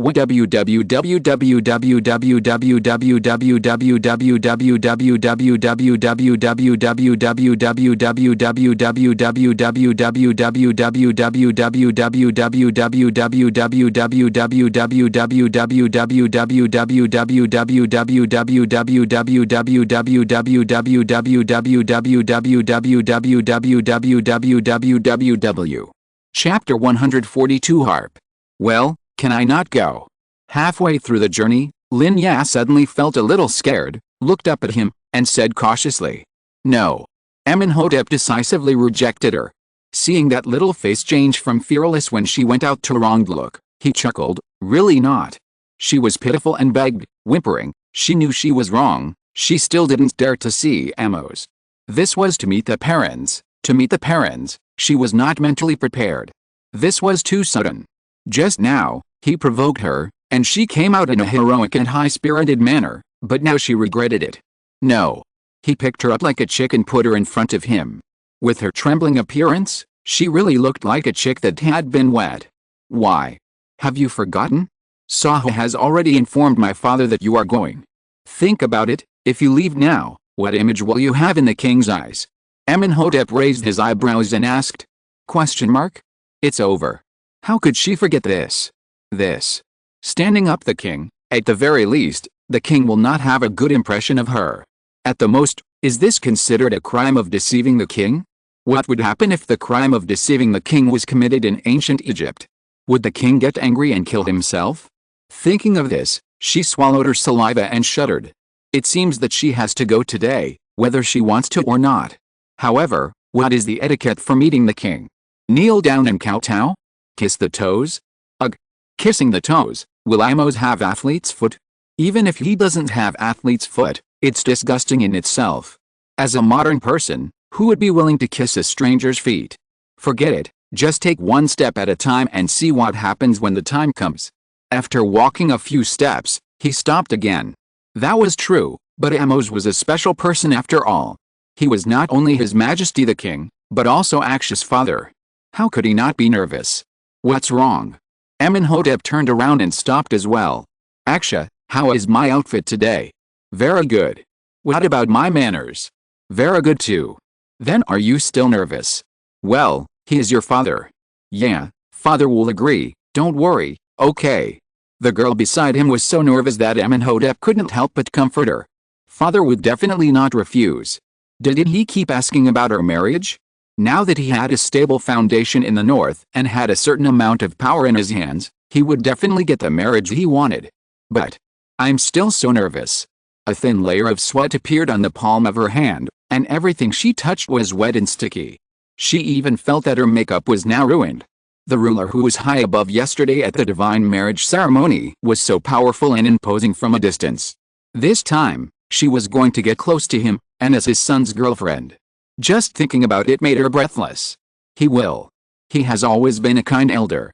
His big hand reached out, carefully opened her fingers, wiped off the sweat bit by bit, and then firmly intertwined his fingers with hers. Even if he doesn't agree, I will still be with you. The boy's clear voice was resounding, and it also gave Lin Ya reassurance. The corners of her mouth curved upwards, looking at the man in front of her whom she admired wholeheartedly. Yes, they had come through so many twists and turns, and finally fell in love with each other. He loved her, and they would always be together, and that was enough. Thinking of this, she relaxed a little. It was just meeting a parent, so she had to relax a little, so that she could leave a good impression on Amos. Although she loved Aksha, it didn't matter whether Amos liked her or not, but if she really liked someone, how could she be willing to make him feel torn because of her? The two of them walked together, stopping and starting along the way, and took a look at the scenery in the palace. To be honest, as a temporary palace, the Edfu Palace was not as good as the Memphis Palace, and there were rough shadows everywhere. However, the people around her were different at the moment, and her mood was naturally very different. No matter where she looked, it was lovely. The servants working nearby saw the two people passing by, and couldn't help but gather together and whisper. His Highness Amónhotep's actions yesterday spread to the entire kingdom's high-level officials at a very fast speed. Today, he brought a girl to see His Majesty the King. It seems that a marriage will happen soon in the palace. After passing through the huge pillars, the two were stopped outside the living hall. Saha stood respectfully outside the door with an intriguing expression, and stretched out his hand to stop them. Seeing his actions, Lin Ya's heart, which had finally settled down, was lifted up again. Is this what the king meant? He doesn't agree with them being together, so he sent people to stop them? The hand that was holding his own stiffened again. Amónhotep frowned and looked at his servant in confusion. What's going on? Saha was sent by him to report to his father. At this moment, not only did he not go in, but he also stood at the door to stop them. What happened? Saha looked at Lin Ya in embarrassment, then waved to his own prince, motioning him to come over and listen. Lin Ya became even more nervous at that time. It was over before they even met. His guess must be right. If you have something to say, just say it. Amónhotep said coldly, otherwise I will go in directly and you don't have to say anything. Your Highness, you can't go in here. Saha shrank his neck and glanced at Lin Ya furtively, constantly weighing his words in his heart. Forget it, just tell the truth. Anyway, the Highness asked him to say it. His Majesty the King and His Highness Simon are inside. He stopped talking here, and was stuck there. His expression looked like he hadn't been smooth for at least a week. Amónhotep kicked him on the leg, and he staggered. Why can't he say anything properly? Why is he hesitating and being unclear like this? His Highness's face was already ugly, and Saha didn't dare to be vague. Replying to His Highness, His Majesty the King and His Highness Simon are playing the harp in the hall. He gritted his teeth, stiffened his neck and closed his eyes and answered. Sure enough, hearing this, the Highness's face became even uglier, and he kicked him again. Well, I knew this would be the outcome. Hearing Saha's answer, Lin Ya breathed a sigh of relief. So it was about playing the harp. Why did he say playing the harp like that? It's scary. But she was still a little confused. Why weren't people allowed in to play the harp? And there was no music coming from inside. The boy's face was hard to describe. His face was red and white, so wonderful. It was ridiculous. His father's health was not as good as before, but Amon was still so unrestrained. What was he thinking? Looking at the puzzled expression of his sweetheart, he didn't know how to explain to her for a moment. How could he explain such a thing? Hurry up and tell me. His sleeve was pulled by someone, and the fingertips holding it were a little blue and white. It seemed that she would not feel at ease if he didn't tell her. He rubbed his forehead with a headache. He had to think about it carefully. This was too embarrassing. Father, can't you find another time to do this? Amónhotep leaned his head to her ear, and his warm breath sprayed on her neck. She felt itchy and a little uncomfortable. Playing the harp is similar to another word in pronunciation, he said cryptically. Similar? Similar to which word? Why didn't she understand? Ahem. That word is to be a father. I'm really late today. I'll write the next chapter later. There's no other way. My mom couldn't stand me staying at home all the time, so she took me out to play for a day. This is the downside of not having any manuscripts saved. I'm so anxious. If you're listening to this novel on a channel other than Fanfic World, it means they downloaded and uploaded it without effort. We cordially invite you to visit our channel, Mundo Fanfic Novelis. There you'll find the original version of this story, and you can explore many other novels of various genres. We're waiting for you to immerse yourself in a world of incredible novels. Chapter 143 Parents. Be a father? A layer of red clouds gradually floated up from the place where he sprayed his breath. Is it what she thought? Her future father-in-law, the ruler of the entire kingdom, the great king, is now having an indescribable relationship with a woman in there? And this person is not a real mother-in-law Nefertari? This is too exciting. His Majesty Amos looks gentle and gentle. His son is so old, but he is still so vigorous. In broad daylight. It seems to be right when you think about it. Aksha is only 19 years old this year. According to the tradition of early marriage of the Kemet people, plus Amos's young appearance, he is only in his 30s. Does he seem to be capable? But this is so embarrassing, otherwise, just slip away first? Anyway, Saha hasn't entered yet. Aksha, why don't we go back first? She rolled her eyes and suggested to Amónhotep, that's right, how can I have fun inside while my son is waiting outside? How embarrassing is that? Amónhotep looked a little ugly, but still shook his head. After today, I don't know when I will have time to tell my father about this matter. If I don't tell him now, it will be too late when the nobles start to recommend marriage partners to my father. I can't have the final say in the selection of the princess. My father has no special requirements for him in this regard. He can choose according to his own preferences, but this is limited to the time before the person from his father is selected. Come in. I don't know how long it took, so long that the courage that Lin Ya mustered was almost worn away, and a mature male voice came from the living hall. Lin Ya raised her head and looked at Amónhotep, with a look of uncertainty and confusion in her eyes. Amónhotep held her tightly with his backhand, gave her a warm smile, and then took her hand and walked into the hall. This smile gave her strength, and the balloon in her heart gradually filled up again. If she met him, she would meet him. What was there to be afraid of? It was not like she could not meet people. As soon as she stepped into the palace, the cool air and the heat outside the palace were immediately divided into two worlds. The living hall looked plain from the outside, but it was luxurious to the extreme inside. There were soft carpets and gold-plated furniture everywhere, as well as various decorations made of ivory and alabaster. Although the decoration was good, Lin Ya still restrained her desire to look around. She came to see His Majesty the King as Aksha's girlfriend, and she must not embarrass him by acting like an unworldly person. Amónhotep, my dear son, you came to see me at this time. Is there something wrong? Who is this beautiful lady beside you? This voice was extremely lazy, coupled with the indescribable smell in the palace. It was really very imaginative. Compared to the absurdity of being a father, Amónhotep's performance was quite calm. He held the hands of the person beside him tightly, and then bowed deeply. Father, I have found someone I want to spend my life with. Her name is Amónhotep.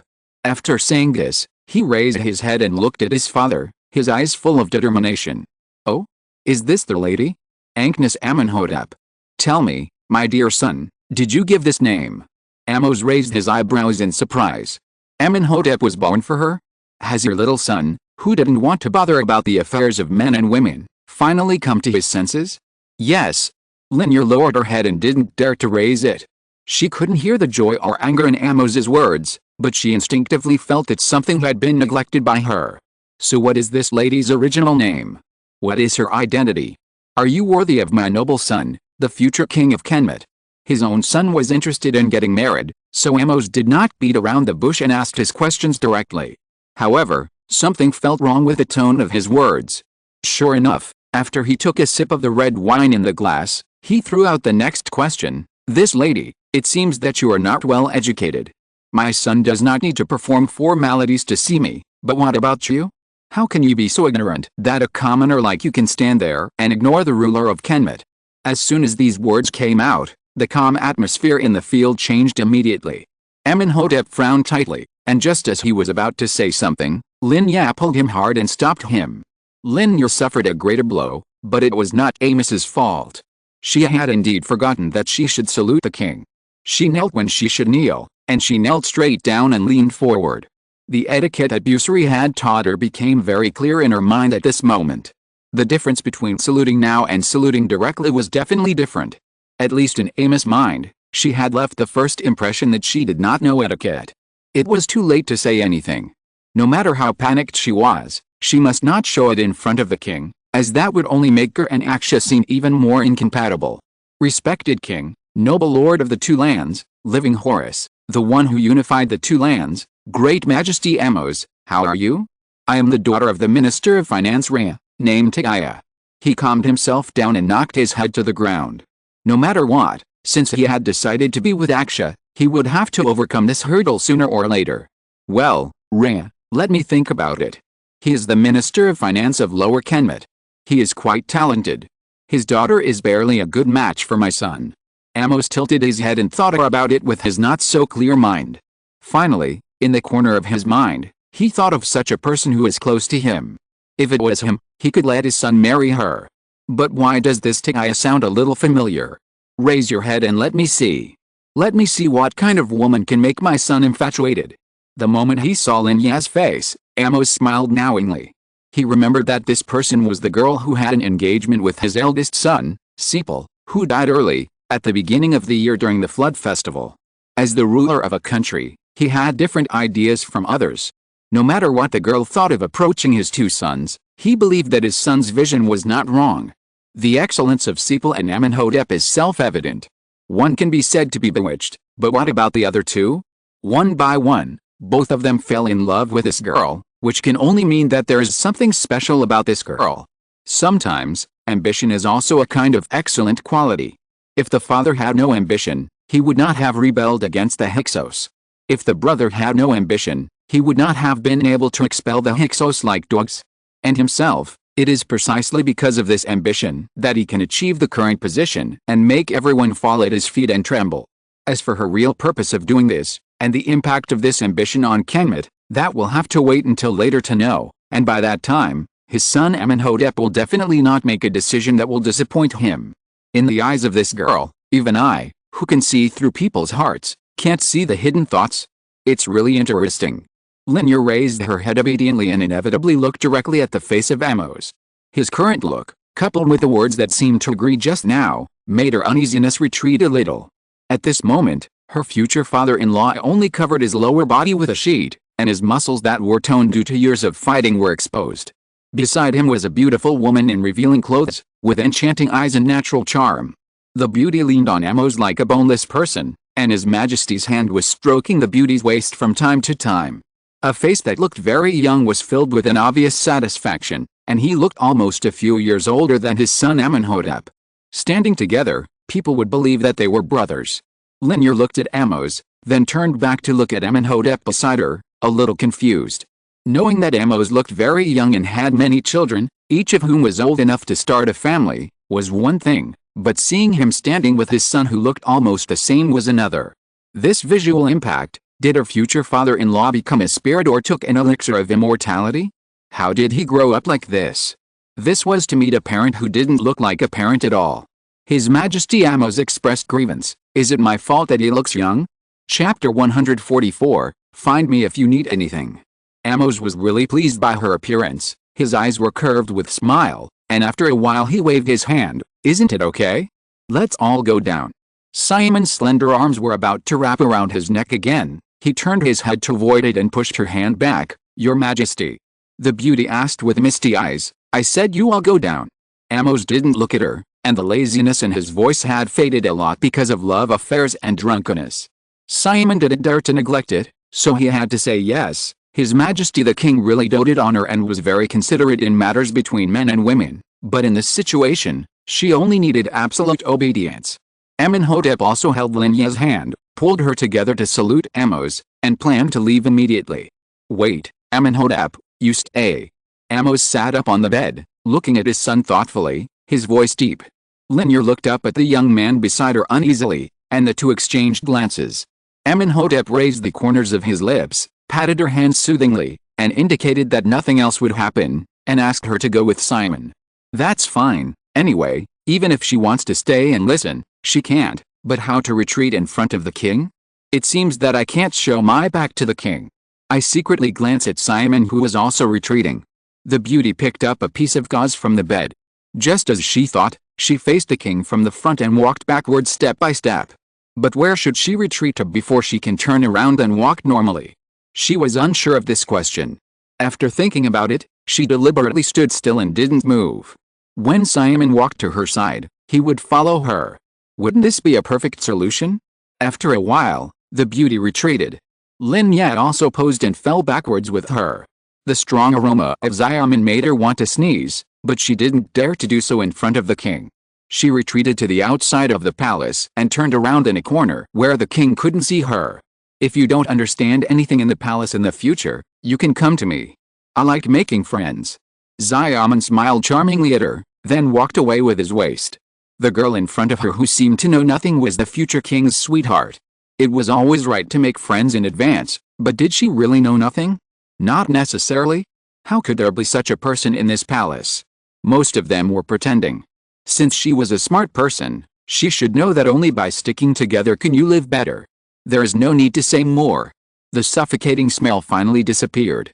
Lin Ya sneezed happily and took a few deep breaths of fresh air.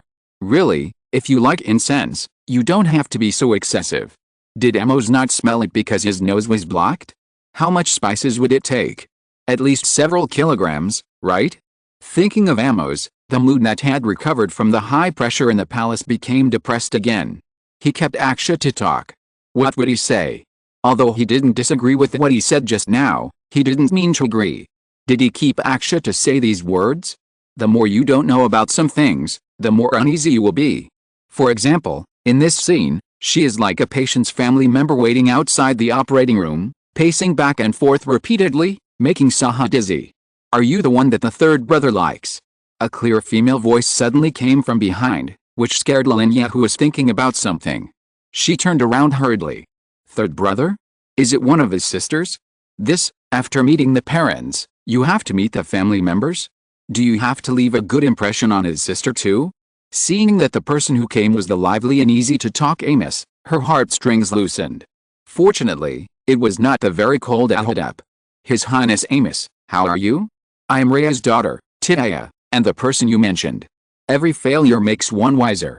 He just lost his manners in front of the king, but he can't do that here. It's okay, at least there is nothing wrong with the etiquette. Amos nodded slightly.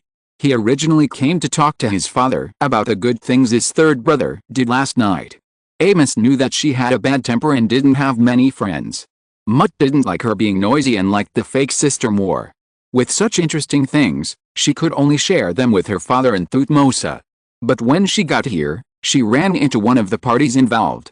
It seems that someone got there first. It must be that the third brother couldn't hold his temper and said it first. Does he really like this person? Want to start a family? Amos couldn't help but look Lin Ya up and down. She wanted to know what kind of person this woman was and whether she was worthy of the third brother's love. It's you. Aren't you my eldest brother Sepal's fiancé? It seems that it has been less than half a year since my brother passed away. After seeing her appearance clearly, Amos sneered. The death of her eldest brother was an eternal pain in her heart, and Lin Ya had violated this taboo. How long has Brother Sepal been gone? Are people starting to forget him now? Even the person he likes is going to become the third brother's princess. Thinking of this, Amos's tone was not so good, and he complained more about Amónhotep. I heard that at the flood festival, it was the eldest brother who personally selected the bride. The eldest brother must like her very much, right? Is the third brother going to snatch this away? Amos's words were a bit aggressive. Lin Ya was stunned and didn't know what to say for a while. After thinking about it, she was relieved. The events of the flood festival were widely circulated. Not only Shabaka knew about it, Amos knew about it, and I'm afraid the entire Kemet aristocracy would know about it. She hooked up with her elder brother, and after his death, she hooked up with her younger brother. I'm afraid that all those who don't know the inside story will think so. As long as she is with Aksha for one day, this label will never be removed from her. This is the price of owning him. I was indeed the fiancé of His Highness Sapal, but I was not anymore a long time ago. We were no longer engaged before he passed away. The good qualities that Sapal has pointed out are indeed worthy of admiration, and I am one of them, but this has nothing to do with love. I have never liked His Highness Sapal. I can swear to Mott. Being misunderstood and being willing to be misunderstood are two different things. In this matter, she can guarantee to anyone that she is innocent. At least, she will not allow others to misunderstand. Whether Princess Amos believes it or not, what is not there will never be there. Amos just glanced at her when he heard it. Mott? Did you really think that the name Mott was omnipotent? But she still had some brains and knew how to create a favorable situation for herself, unlike her sister who looks stupid and dumb. Really? But how come I saw you in Memphis? She was there in front of Sepal's bed in Memphis until he died. Who do you think is a fool? I can explain. I went to Memphis to look for His Highness Amónhotep. The chief guard Shabaka and the court Shakutai can testify for me. Lin Ya took a deep breath. She had already said this. Believe it or not, just leave it alone. She couldn't squeeze out any more words. Oh. When Shabaka was mentioned, Amos's face relaxed a little. She knew that Shabaka was the chief guard that her eldest brother trusted very much. He also knew that she was looking for the third brother. So what she said was true. Yes, I went all the way from Nakan to Memphis to look for His Highness Amónhotep, but I didn't find him. It was Lord Tai who saw that I had nowhere to go and took me to the palace. A person went from Nakan to Memphis just to look for someone who might not be found? She really liked the third brother, right? This sentence touched Amos. He would not go alone to such a long distance, unless that person was too. Perhaps only a person who was deeply in love would do such a thing. How could he not want to run to Memphis and be with two for a long time? Being soft-hearted was one thing, but it would be too embarrassing to say nice things now. Hey you, that's Zion just now, stay away from her, don't cause trouble for my third brother, come to me if you have any problems, you hear me, there's nothing in this palace that I can't handle, big or small. The leader of Thebes, Amos, came online. Amos, come to me if you have any problems, I will protect you. I can handle anything. Yeah, from today's point of view, I have dealt with you. According to the habit of lazy cancer patients 3 minutes, the next chapter will be posted later. Chapter 145 Brothers and Sisters. As soon as Amos finished speaking, there was another faint sound of footsteps in the hall. Lin Ya thought that it must be Aksha who came out. After all, there were only 2 people left in the living hall. If it was Amos who came out, then Aksha must have followed behind, so it would not be the footsteps of one person. The 2 turned their heads together and saw the owner of the footsteps coming out. As soon as Amónhotep went out, he smiled at Lin Ya, and then took her hand as if no one was around. Is it hot? Not bad. A hand covered her forehead to test the temperature, and Lin Ya avoided it uncomfortably. Why do so many people like to touch their foreheads to test the temperature? The same is true for fever. Can't you just ask without touching it? Besides, there are people here. After reaching out and touching nothing, His Highness Amónhotep was not happy and forcibly turned the man's head back. This time he went even further and pressed his own forehead against it. He was satisfied when he felt that the man under his palm stopped moving. Why are you hiding again? He was too close to her, so close that Lin Ya could only breathe in his exhaled air. A light mint scent drifted over and made her face red. There's someone here. Lin Ya didn't ignore what he said. Hiding again? Who again? When else did he hide? This petty man, it's been more than half a year, and he still remembers it. There's someone? What's there to be afraid of? Who'll care about me? He chuckled and moved away a little, and when Lin Ya just relaxed, he kissed her forehead. This. Damn it. Your sister is here. Lin Ya was completely annoyed and pushed his forehead. It was very hot, and a white mark was pressed on the forehead with a claw, which quickly dissipated. My sister. Amónhotep raised his head in confusion and saw his sister's face, which was purple and red. Well, there were quite a lot of people here. Not only was there his sister, but there was also a long line of servants following her. But, what did it matter? Amos? What are you doing here? Good fellow. Amos was so angry that he fell backwards. I thought you valued your sister more than your sister, but I didn't expect that you had a lover and forgot about your sister. You didn't even see her. This is too much. I must go in and tell my father. An arm stretched out in front of him, and his feet were blocked right in front of the door. You did a good job. Are you really not going to let me in? What are you doing? Amos was fierce. Father is already asleep.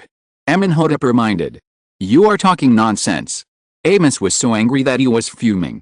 How come she was still awake and chatting with him just now, and she fell asleep when she came to his place? He must have known that I was going to complain and didn't let her go. I'm telling the truth. Father hasn't been in good health recently, you know. Amónhotep smiled slightly, pointed to a vaguely visible bulge on the bed in the room, and said softly. Amos was really asleep. He didn't deliberately coax Amos. Amos looked in the direction of his hand, pursed his lips, and the arrogance between his eyebrows disappeared. It was indeed as the third brother said. Father's health has been very poor recently. The sequelae of running on the battlefield for many years have slowly appeared. He can't stand for a long time. He's extremely sensitive to weather changes. He will react immediately when it is cold near dark. He can't stay in a place with heavy humidity like the waterside for too long. These days on the boat, I can always see him soaked in cold sweat. He has to take a boat back in the evening, so let him rest for a while. Third brother. Amos bit his lip and looked at her, looking like he wanted to say something but didn't know whether to say it or not. Huh? What's wrong? Will father be like my eldest brother, who will never wake up again after falling asleep? At this point, Amos could not continue, and there was a hint of tears in her voice. Her father and brother were the most important people to her. She had already lost one relative, and she could not lose another. She saw her father summon Busiri on the boat a few days ago, and then quietly asked Busiri about her father's condition. But he said nothing, just shook his head. It was the same when he treated her eldest brother. Not long after that, her eldest brother became terminally ill and died. What about her father? Will father be the same? Amos did not dare to think about it. She did not dare to think that her father, Amos, would one day leave her life forever in such a way. The big hand that was blocking the people turned, and Amónhotep touched his sister's drooped head with pity. Amos, not only father, but also you, me, Thutmose, and as long as we are alive in this world, there will be such a day sooner or later. But there are also people who live very long, right? His Majesty Pepi of the Old Kingdom lived to be over 90 years old, and our great-grandmother, Titishri, lived to be over 80 years old, didn't she? Father is less than 40 years old. Amos couldn't help but whispered a few words to his brother, his eyes red, and he looked towards the direction of the hall, for fear of disturbing his father's rest. The relatives who left us are all souls beloved by the god Amon. Because he loved them, he took them away from the troubles of the world early and took them to the happy reed field. And our father, he is still fine now, isn't he?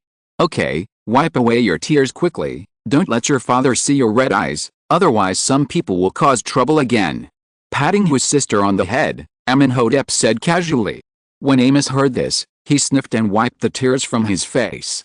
"Tu didn't bully me, it was you, the bastard, who bullied me. When father wakes up, I will definitely report you." She muttered dissatisfiedly. "There's someone, no need to think about it." When has this surprisingly courageous little princess ever cried? Every time she cried because she was angry with Thutmose. And every time she stood in front of Amos like this, Thutmose's salary for the second half of the year would be inexplicably reduced, and a paper roll listing the crimes would be attached. Thutmose would always be very angry about these things. By the way, why did I see Zion here just now? Amos, who was coaxed by his brother, glared and remembered another thing. It's true that his father is not a loyal person, but he has so many concubines, and only that one can make Amos hate him to the extreme. Only that Zion would make Mut sad, hooking up with his father day and night, and doing all kinds of shameless things. What can she do in there? Her sister hated that person to a certain extent. Even if she didn't say it, she could guess it, and there was no need to hide it. Sure enough, Amos gritted his teeth and said hatefully, she knew what would happen if Amon, a dissolute woman, got together with her father. Her father's health was already so bad, but she still did this. Shameless. She is my father's favorite concubine after all, don't go too far. Amónhotep raised his eyelids and reminded him maliciously. Got it. Amos turned and walked away, his footsteps slamming heavily on the ground, grinding his back teeth fiercely. Too much? No, definitely not. She will arrange for the chef to make more sweetgrass roots for Amon, and make it for a year or two.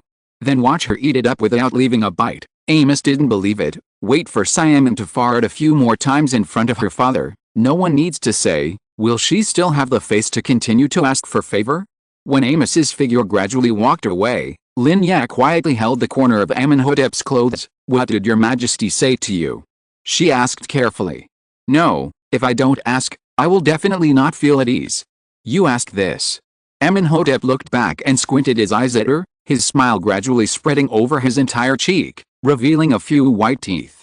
He smiled, and Lin Ya smiled too. How could Aksha be so handsome? Until the boy said another word, the corners of her mouth immediately froze, and the strange smile stopped on her face. He said, Father asked us to get married at the beginning of the year. Amos, is this fake? Is this a biological child? It's too much that you can't see me. Why do you still have to eat dog food? Do you really think I don't have a CP? Question mark. I want to kiss the CP too. Exclamation mark. Thutmosa, who am I? Where am I?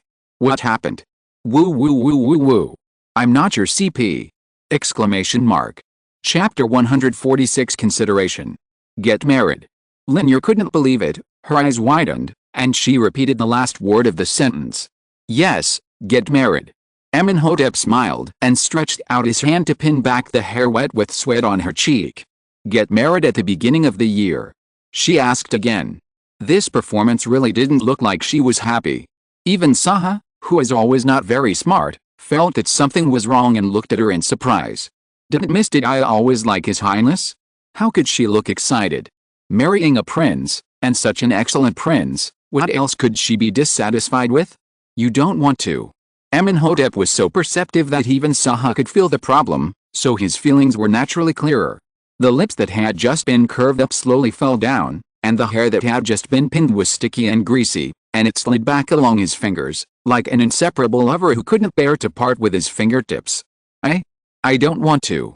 Lin Ya frowned and thought about it before answering. It's not that she doesn't want to, nor does she dislike Aksha.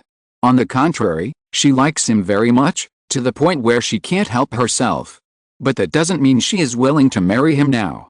This is too fast for her, and she feels a little bit unacceptable. In her opinion, if two people want to get married, they should be in love for at least 1 or 2 years, right? It won't be too late to talk about marriage then. Isn't it too early? She is not ready yet. Why is that? He lowered his eyes, and there was some hurt in his voice. Lin Ya felt a little reluctant to see this, but no matter how reluctant she was, it would not work. Aksha, listen to me, it's not that I don't want to marry you. We are still young, aren't we? You are only 19 years old, and we still have a long future ahead of us. There is no rush at this moment. Let's wait until we grow up a little bit, and then consider this issue, okay? Lin Ya explained hurriedly, not wanting him to misunderstand her feelings for him. Young? Yeah, I'm 19 this year, and you, 18, right? At our age, my father is already the father of 5 of us. Are you still young? His brown-black eyes looked at her steadily, paying attention to every trace of her expression, and his expression became unpredictable. You don't like me as much as you said, do you? Aksha, really, let's wait a little longer. Enough. His expression suddenly became cold, making Lin Ya subconsciously take a step back. Amónhotep also knew that it was wrong for him to do so. Too many things had happened during this period, making him a little irritable and anxious. When he heard her say that she didn't want to get married, his emotions really got out of control in an instant.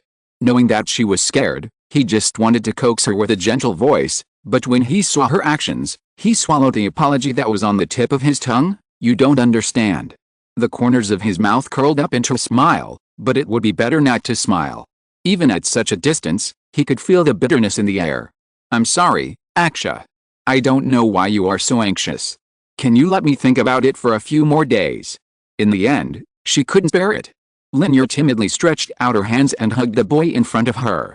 His body returned to normal from stiffness. Lin Ya exhaled heavily. I like you, I really like you. I just think it's too sudden. Don't be angry, okay? Let me think about it again, I will definitely give you an answer.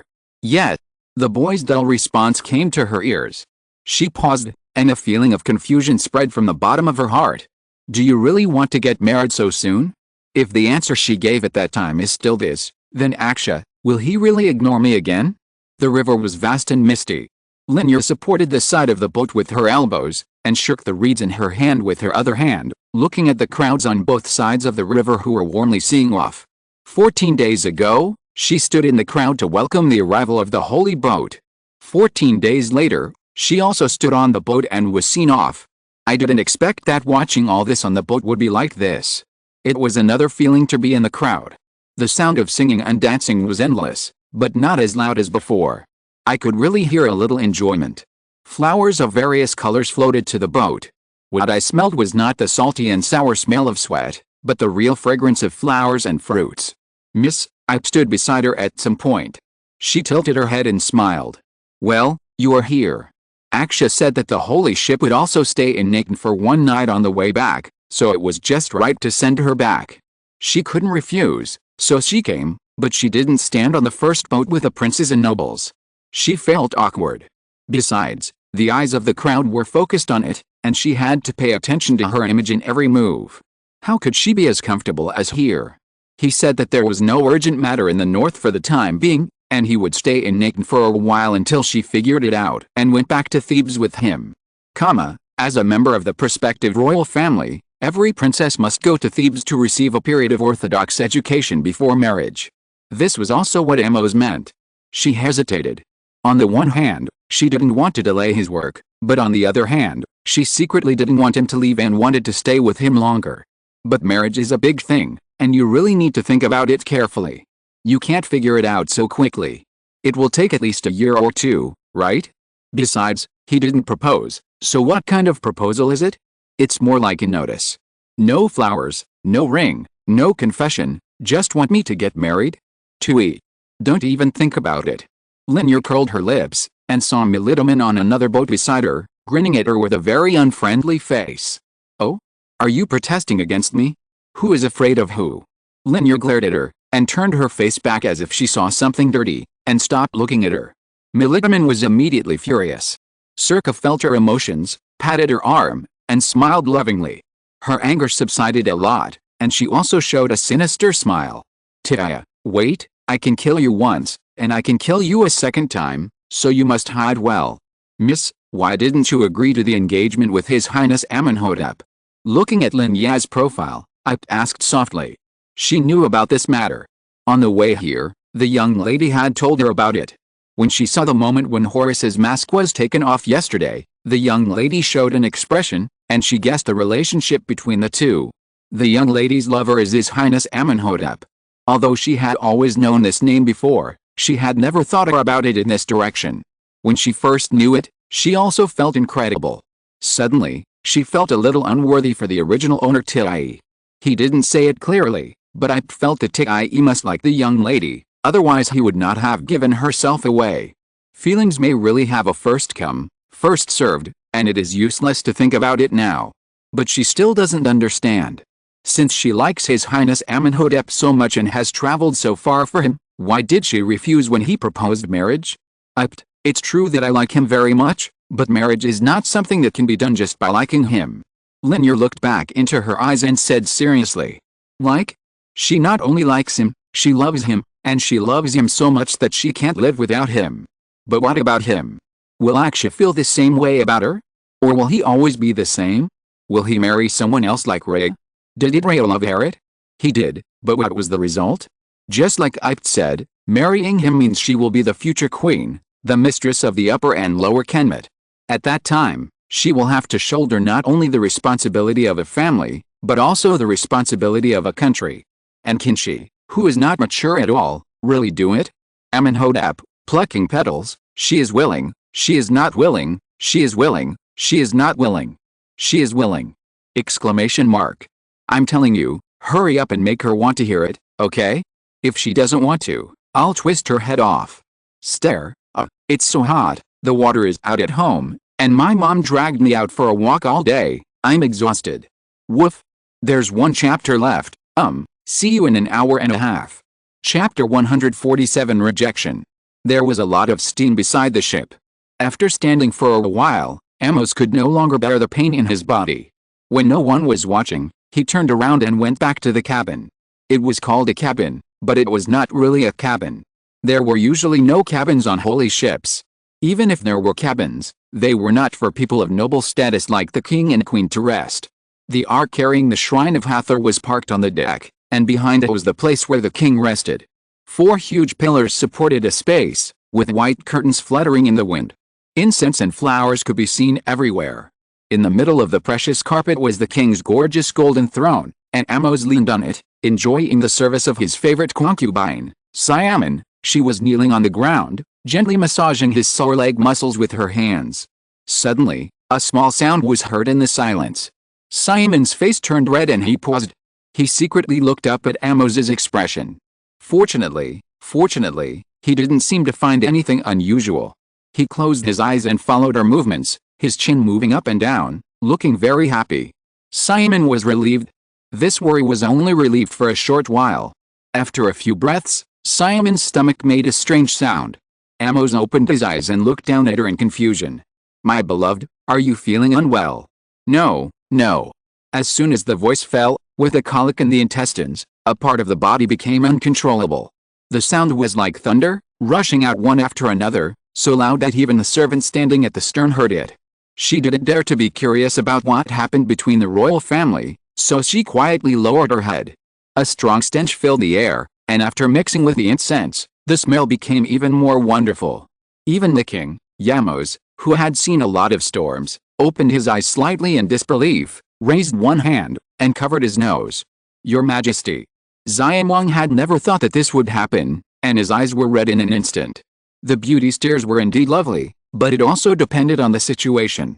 In this case, there was no need to say more. Sometimes, the more you want to control something, the more you can't control it, and this thing itself is very difficult. Amon opened and closed her mouth, but in the end she didn't say anything, because she didn't need to say anything. The fart was too loud. Amos, who was standing on the other side, also had red eyes. He was trying not to laugh. Your Majesty. If you are not feeling well, please leave. Amos covered his nose and waved his hand in disgust. Now Amon had to leave no matter how unwilling he was. Come here, call Ray over. The stench gradually dissipated. Amos leaned back in his chair and thought for a while, then raised his hand and asked someone to call Ray over. His son was going to get married, and the object was his daughter. As a father, he had to know the news anyway. The prince's first wedding ceremony must not go wrong. Lord of the Two Lands, the most beloved son of the god Amon, the living Horus, the favorite of all sunshine, the great King Amos, is well. Ray walked out from the cabin, knelt calmly at the king's feet, and praised loudly. Amos stretched out a foot forward, and Ray leaned over and kissed his toes. This is a favor. The king is a living god, his body is sacred, and only those who are favored by the king can have this treatment. Ray, my dearest son, the next Horus, Amónhotep, is interested in your daughter Tiaya. What do you think about this? Without too much greetings and nonsense, Amos directly threw out this matter. Ray paused, but did not raise her head. Instead, she lowered her head even more. Your Majesty, I am afraid that my daughter Tiaya is not worthy of the noble Amónhotep. Please think about it again. Tiaya was absolutely not allowed to marry anyone from the royal family. Be it Sephora or Amónhotep, she could not marry any of them. In her life, it was enough for her to marry an ordinary man who loved her, and this man could not be from anyone related to the royal family. After all, her mother was of such an identity, and she could not do that. Ray, I have seen the child. I think she is okay. If she is slightly trained, she will be qualified to become a royal concubine. Of course, it is impossible to be the main wife. The candidate for the main wife would be one of his 2 daughters, that was for sure. They had noble blood, and no one was more suitable than them. Your Majesty, wasn't Tia the fiancée of His Majesty Sepal? As someone related to His Majesty, she once had such an identity, and was the nominal sister-in-law of His Majesty Amónhotep. Please, Your Majesty. Rhea was a little anxious, trying to change Amos's mind with this argument. I know about this, and my son, Amónhotep, likes her very much. Not to mention that she didn't become a real wife, even if she really served in that position. Similar things have happened in the ancient kingdom. Are you questioning the kings of ancient times? Amos interrupted him, with a little impatience in his expression. He always denied other people's opinions. Who dared to say no in front of him? Today's matter must be done. If not, it is not impossible to kill Rhea and get married. His son is the future king, the owner of 2 pieces of land. He just wants a woman, but can't get it? Your Majesty. You should know that I called you here not to ask for your opinion, but to inform you of this matter. Amos was completely angry, and the warning in his words was very obvious. All you need to do is to prepare your daughter's pre-marriage affairs, teach her how to become a qualified royal concubine, and how to understand and support her future husband. This is all you should do, and you have no choice about everything else. Yes, Your Majesty. It was meaningless to say anything else. All he could do was to give up his daughter. Rhea felt anxious. Tia really couldn't do that. If her identity was exposed one day, her fate would be much worse than that of Herod, and this matter might drag his whole family down. It didn't matter if he died. He should have died a long time ago. When Herod left, he should have accompanied her. But Tia, she was the only blood of Herod left in the world. If Herod was alive, he would definitely not want to see her marry the Kemet royal family, right? He would also agree with his approach, right?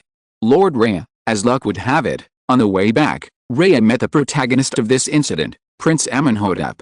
He did not rush to salute, but looked up and down at the young man in front of him. He was young, handsome, energetic, and polite to others. He was indeed a good boy who could be trusted. Unfortunately, he was a member of the royal family.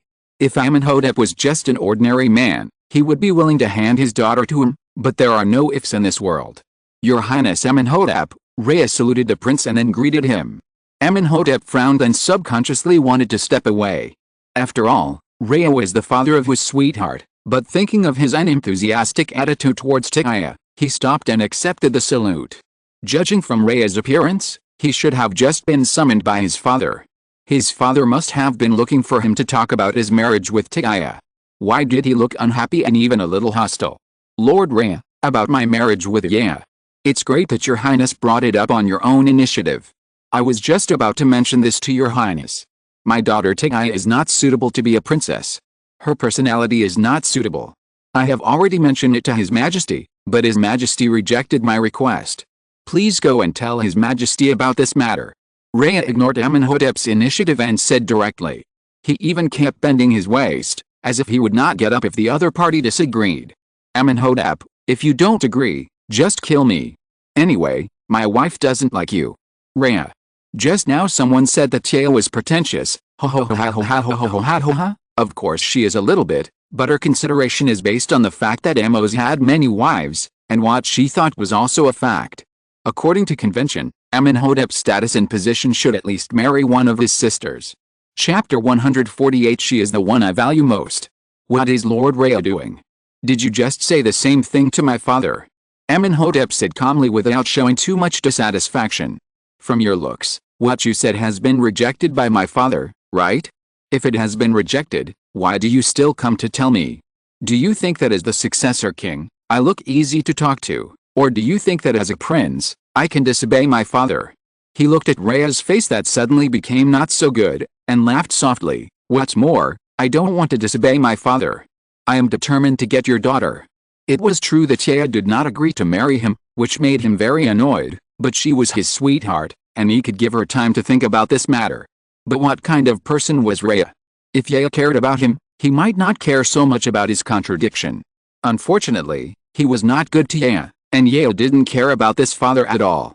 Prince Amónhotep, who was just rejected and was furious, found a vent to vent his anger. His father-in-law, Rhea, who was about to take office but had not even touched the chair. I heard that my brother Sepal had the same plan as me. That's right, so please withdraw this engagement. It hasn't been half a year since poor Prince Sepal passed away. You should. He mentioned Sepal, and Rhea heard that the relationship between the two brothers was very harmonious, so he immediately took the opportunity to climb up. Should I? Do I, a prince, need you to teach me how to do things, Lord Rhea? Amónhotep sneered. It was precisely because I heard about this that I would like to ask you, Lord, for another thing. He smiled, and the meaning in his eyes made Rhea shudder. You are just a finance minister. What gave you the courage to replace the prince's chosen concubine? He was talking about the original plan to replace Tia with Melitamen to marry Sepal. This matter was not considered a secret in Thebes. Even Sepal might have heard about it when he was alive. After Sepal chose his concubine, Tia's deep sleep gave Rhea an excuse. He told His Majesty the king that his daughter might not live long. His other daughter Melitamen was also in her prime and was a good match for the prince. Amos thought that his son was attracted by Rhea's ability, so it was not a big deal to marry either daughter, so he agreed directly. Who would have thought that after this, Sepal suffered from malaria? Even now, the mud sill at the entrance of the tomb is covered with dust, and his former fiancée is still alive and well in the world and is about to marry his younger brother. Melitamen was a show-off. After knowing that he had replaced Tia, he spread the word that he was the fiancé of His Highness Sefer and one of the future queens. The entire upper class of Thebes knew about this matter. Even the beggars on the street knew that the prince's fiancé was someone from a certain minister's family. This matter was approved by His Majesty the king. Rhea didn't care about Amónhotep's malice and responded neither servilely nor arrogantly. He was not afraid of being cleared up for this matter. After all, he had told the king sincerely. Really? Since my father also agreed, I have nothing to say about this matter. But you have to remember that I want Rhea, not because of your lowly status like a puddle of mud. I only care about her. If you dare to use the same method you used to treat my brother on me, I'm afraid I don't have such a good temper. Your plan will be like quicksand in a broken pocket. It will not end when it flows out, but it will also make you dirty. Quicksand, huh? It should be dog shit, right? The moment you put it in your pocket, it is destined to make you stink. Amónhotep patted his shoulder, hinting, and then turned around without saying anything else. He had said everything he wanted to say. It was Rhea's business to decide what to do. If he really couldn't figure it out, he could send a few more guards to help him think about it. As for his current behavior, if his waist didn't hurt, he could just bend it. Your Highness's order, as a servant, I dare not disobey, but I have one thing to ask, as a father, can your Highness answer it? Rhea straightened his back and his face returned to his usual cold and self-restrained expression. You say.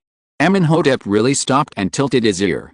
Although he despised his character and his attitude towards his wife and daughter, some words were worth listening to. If one day, Tia and the one you value most cannot be both, will you protect Tia, or? If one day, Tia's life experience was exposed in the kingdom and was not tolerated by the world, could he protect his daughter? Spare her life? This is the question that Rhea, as a father, cares most about. After a short moment of waiting, Rhea has held his breath, clenched his hands into fists, and stared at the young man in front of him without blinking, waiting for his answer. Yeah, you are the only one I value most. The young man turned around, looked into his eyes, and said these words in an extremely solemn tone without thinking. No one can be more precious than her, and nothing can compare with her. He has only been with her for a few short months, but Amónhotep has already thought about every day of the future. He has never felt this way, and has never valued her this much. They will be together, get married, have children, and then share the same tomb when they grow old. When Rhea heard this answer, his face did not change, but he laughed coldly. Did he say such words when he was young? What was the result? In the end, he still failed Herod and let her die alone in a foreign land. What if, compared to her, it is your kingdom? These two vast expanses of black soil. Kingdom? What kind of question is this? How could Tia have a conflict with a kingdom? She will sit firmly on the throne of the queen before I ascend the throne. How can a queen be detrimental to her own country? Looking at the young man's stunned expression, Rhea smiled knowingly. He knew that this would be the result. On the basis that he could not have both his lover and his country, how could a young king give up the country that his father had fought for with his life for his lover? Love, what is love in the eyes of the superiors? Your assumption will not hold true. Amónhotep said coldly. Young man, I dare not disobey the king's order. You are about to marry my daughter, so I, As an elder, we'll give you a piece of advice here. Speaking is a very artistic thing. Never speak too absolutely.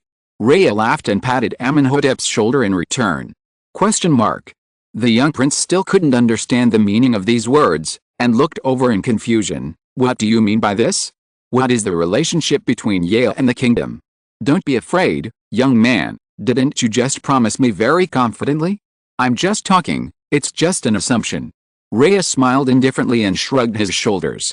His daughter's life experience was a top secret that he would guard all his life, and no one else would get the news from him, not even her future husband who would spend the rest of her life. Do you think I will believe it? You have to believe it. There is nothing I can do if you don't believe it. There is only one thing you need to tell me, and that is, if you have to choose between my daughter and your kingdom, which one do you choose? The hand on his shoulder gradually tightened. Amónhotep frowned and did not shake it off immediately. He thought of another thing. Rhea's current behavior undoubtedly shows that he cares about Ya. Then all his assumptions, apart from that strange advice, are they the manifestation of a father's excessive worry? If there really comes such a day, I will choose my kingdom, then die with her, and never let her leave this world alone. Amónhotep said so. Looking at Rhea's dissatisfied and gloomy face, he also felt a little uncomfortable in his heart, which was rare. Lord Rhea, your daughter Tikaya, she is everything to me, she is more important than my life.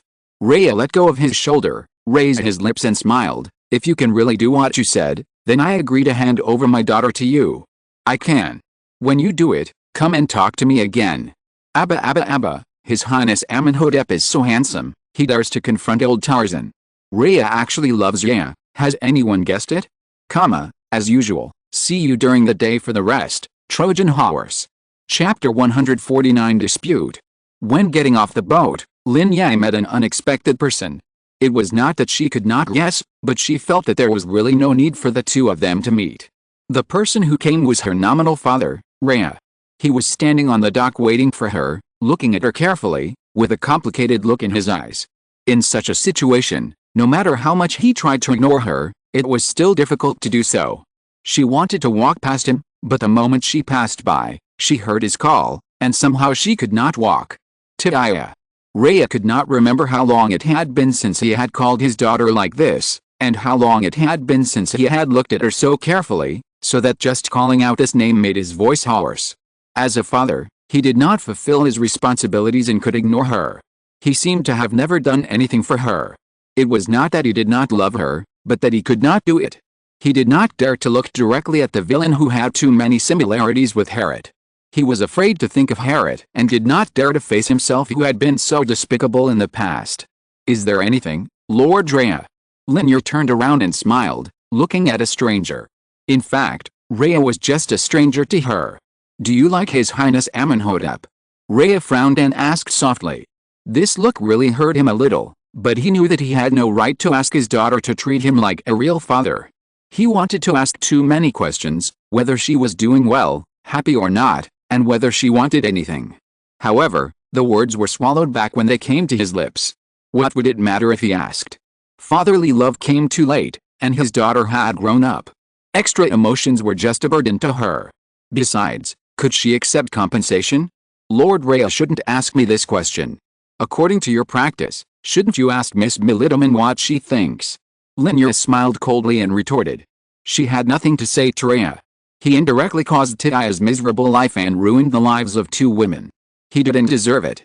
Tikaya, His Majesty the King and His Highness Amónhotep specifically asked for you, and you will become the princess. This has nothing to do with Milidaman. So? For this kind of power, you are going to sell me? Sell me to the royal family. Yeah, listen to me, if you really don't like His Highness Amónhotep, your father can help you get rid of this marriage. Rhea explained helplessly, one hand stretched out, but did not dare to touch it, stagnated in midair, exuding an embarrassment for no reason. Don't call me that. Don't call yourself my father. This name made Lin Ya's eyes red with anger. This name is very intimate. When Aksha called her that, she was very happy, because she knew that she and Tikaya were two people. Aksha called Ya, and also herself. And Rhea, who is he calling? Tikaya? He will never know, right? His daughter had died long ago, died in the days and nights he ignored, died in that flood festival. She is already dead, and Rhea's guilt and atonement can never be conveyed. Get rid of? How to get rid of? Use Militiman to replace me? Are you going to take away everything I like and give it to your beloved daughter? Even my marriage and my lover are gifts you offer to your beloved daughter. Tidaya. Rhea was silent. His daughter's unwillingness to forgive was ultimately his own fault, so no matter what he said now, she would not listen. As for Militiman, it was the product of his confusion with Circa. When he knew about it, it was too late. After knowing this, Herod became increasingly depressed until he broke up with him in the end. Whether anyone believed him or not, he knew in his heart that he had never loved Circa and Militiman. Yeah. Another clear male voice came from behind. Lin Ya turned around subconsciously, then trotted over and took the person's hand. Amónhotep lowered his eyes and smiled, held her hand, raised it to his lips, and kissed it lightly. Then he turned his eyes to Rhea and nodded slightly, as a greeting. His daughter's performance has explained everything. Not only does His Highness Amónhotep love her, but she does too. If it weren't for the different positions, this marriage would indeed be a happy event for everyone. In the current situation, I'm afraid no one will welcome me. Rhea understood, turned around silently, and followed the king's guard of honor with a lot of thoughts in her heart. Herod, did you see it all? Because of the destruction of the country and the destruction of the family, you will never see me, a Kemet person again. Our daughter also couldn't escape this fate and fell in love with a Kemet person. And it's the royal family with whom you have a blood feud. But I have no power to stop this marriage. If Tidaya doesn't want to, I can bet everything I have to exchange for her freedom, but she is willing and she is deeply in love with that young man. I already owe her too much? I can't say it, and I have no right to speak. After so many years, can you come to my dream once? Tell me, what should I do now? Why didn't you follow? Lin Ya, who had just shown her affection in front of others, blushed and looked up at him blankly. The king's sedan chair in Hathor's shrine had already left the ship and went to the temple of Horus. There were not many people on the dock. They all followed behind. As the current successor prince, shouldn't he go together? It seems that there are some ceremonies that he needs to participate in. Is it really okay to fall behind so far? Are you chasing me away? The brown-black eyes blinked, and the water light in them flashed, looking innocent and pitiful. It's not that I don't have it. I'm just asking because I'm afraid it will delay your business. But pursuing your sweetheart is also a serious matter. You haven't agreed to marry me yet. Doesn't that mean I haven't tried hard enough? He said seriously. Assy. Why are we talking about this again? How should I answer this? Didn't we agree to give her some time to think about it? Amónhotep was amused by her helpless look. He chuckled and raised his hand to mess up the fake braid that he didn't like. It was so ugly, so ugly. It was not as beautiful as her own hair. Okay, I'm just kidding. I'll catch up in a while. There are too many people and the weather is too hot. This kind of celebration is no different from the usual ones. You go home and wait for me. I'll find you tomorrow, okay? Okay. Looking at his serious face, Lin Ya nodded obediently. To be honest, she didn't want to follow the parade. 14 consecutive days of carnival ceremonies had tortured her to death. She really didn't want to participate in any celebrations for a while. Then see you tomorrow. See you tomorrow. The young man kissed the back of her hand again, earning his sweetheart a blushing face, and then he followed the procession with satisfaction. After saying goodbye to Amónhotep, Lin Ya and Ipt also set out on their journey home. The house was no different from before they left, and Gunyu was still the same, preparing dinner for them with a smile. He didn't ask them why they didn't participate in the celebration. Their tiredness said it all. After dinner, they exchanged their recent situation with each other, and found out that Gunyu's worry was unnecessary. Rhea didn't live in this courtyard when he arrived in Nakhn. Lin Ya didn't feel anything special about this news. After all, she had stayed in the palace in Edfu for one night. A large part of the block area connected to the living area of the Horus temple in Nakhn should also be used for this purpose. The palace is so big, can't it accommodate Rhea? By the way, Gunyu, I went to see Aksha this time. He is back now, in Nakhn, and will stay for a while. Gunyu has always been concerned about this matter. Thinking of this, Lin Ya smiled and told her the good news. Brother Aksha is back. Just as she thought, Gunyu was very happy for her after hearing about it, and kept saying something like God's blessing. You won't leave again this time, right? Well, not really. Lin Ya said after a pause. Why? Aksha's father hopes that we will get married after the beginning of next year. I haven't made up my mind yet.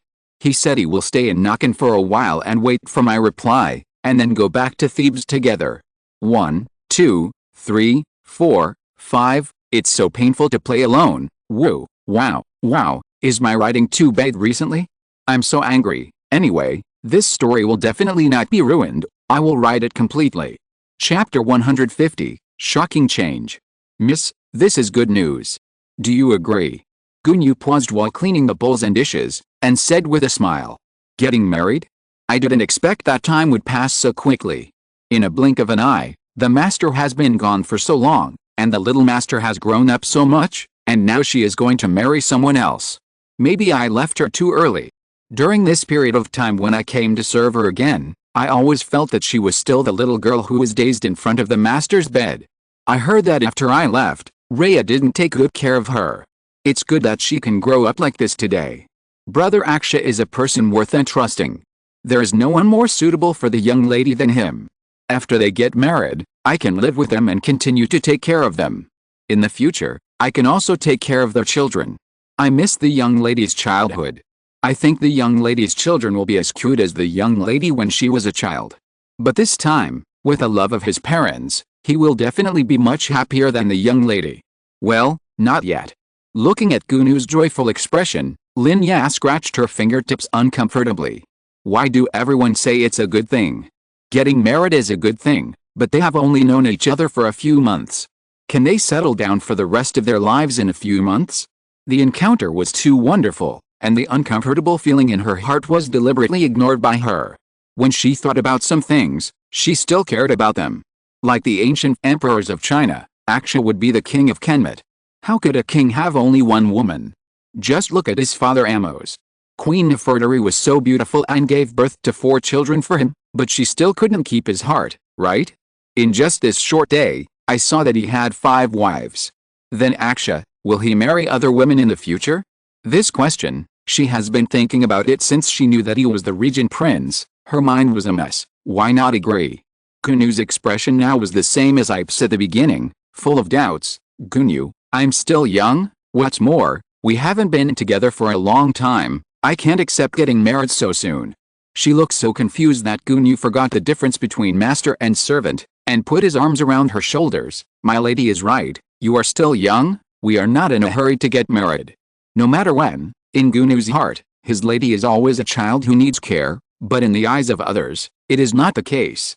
18. At this age, ordinary families have already given birth to several children, but, have you ever thought about it? Gunu changed the subject and changed his tone. The time you spent with Brother Aksha was very short, but you really loved each other, didn't you? If you didn't really like him, how could you ignore my advice and run to Memphis? Doesn't young man Aksha know all this? He may have other difficulties. If I remember correctly, you said that he is 19 years old this year, right? This age is not young anymore. Maybe his family is urging him. If your hesitation now leads to his family asking him to marry someone else, will you regret it? Gunu sighed, picked up the soup pot on the table, turned around and walked out.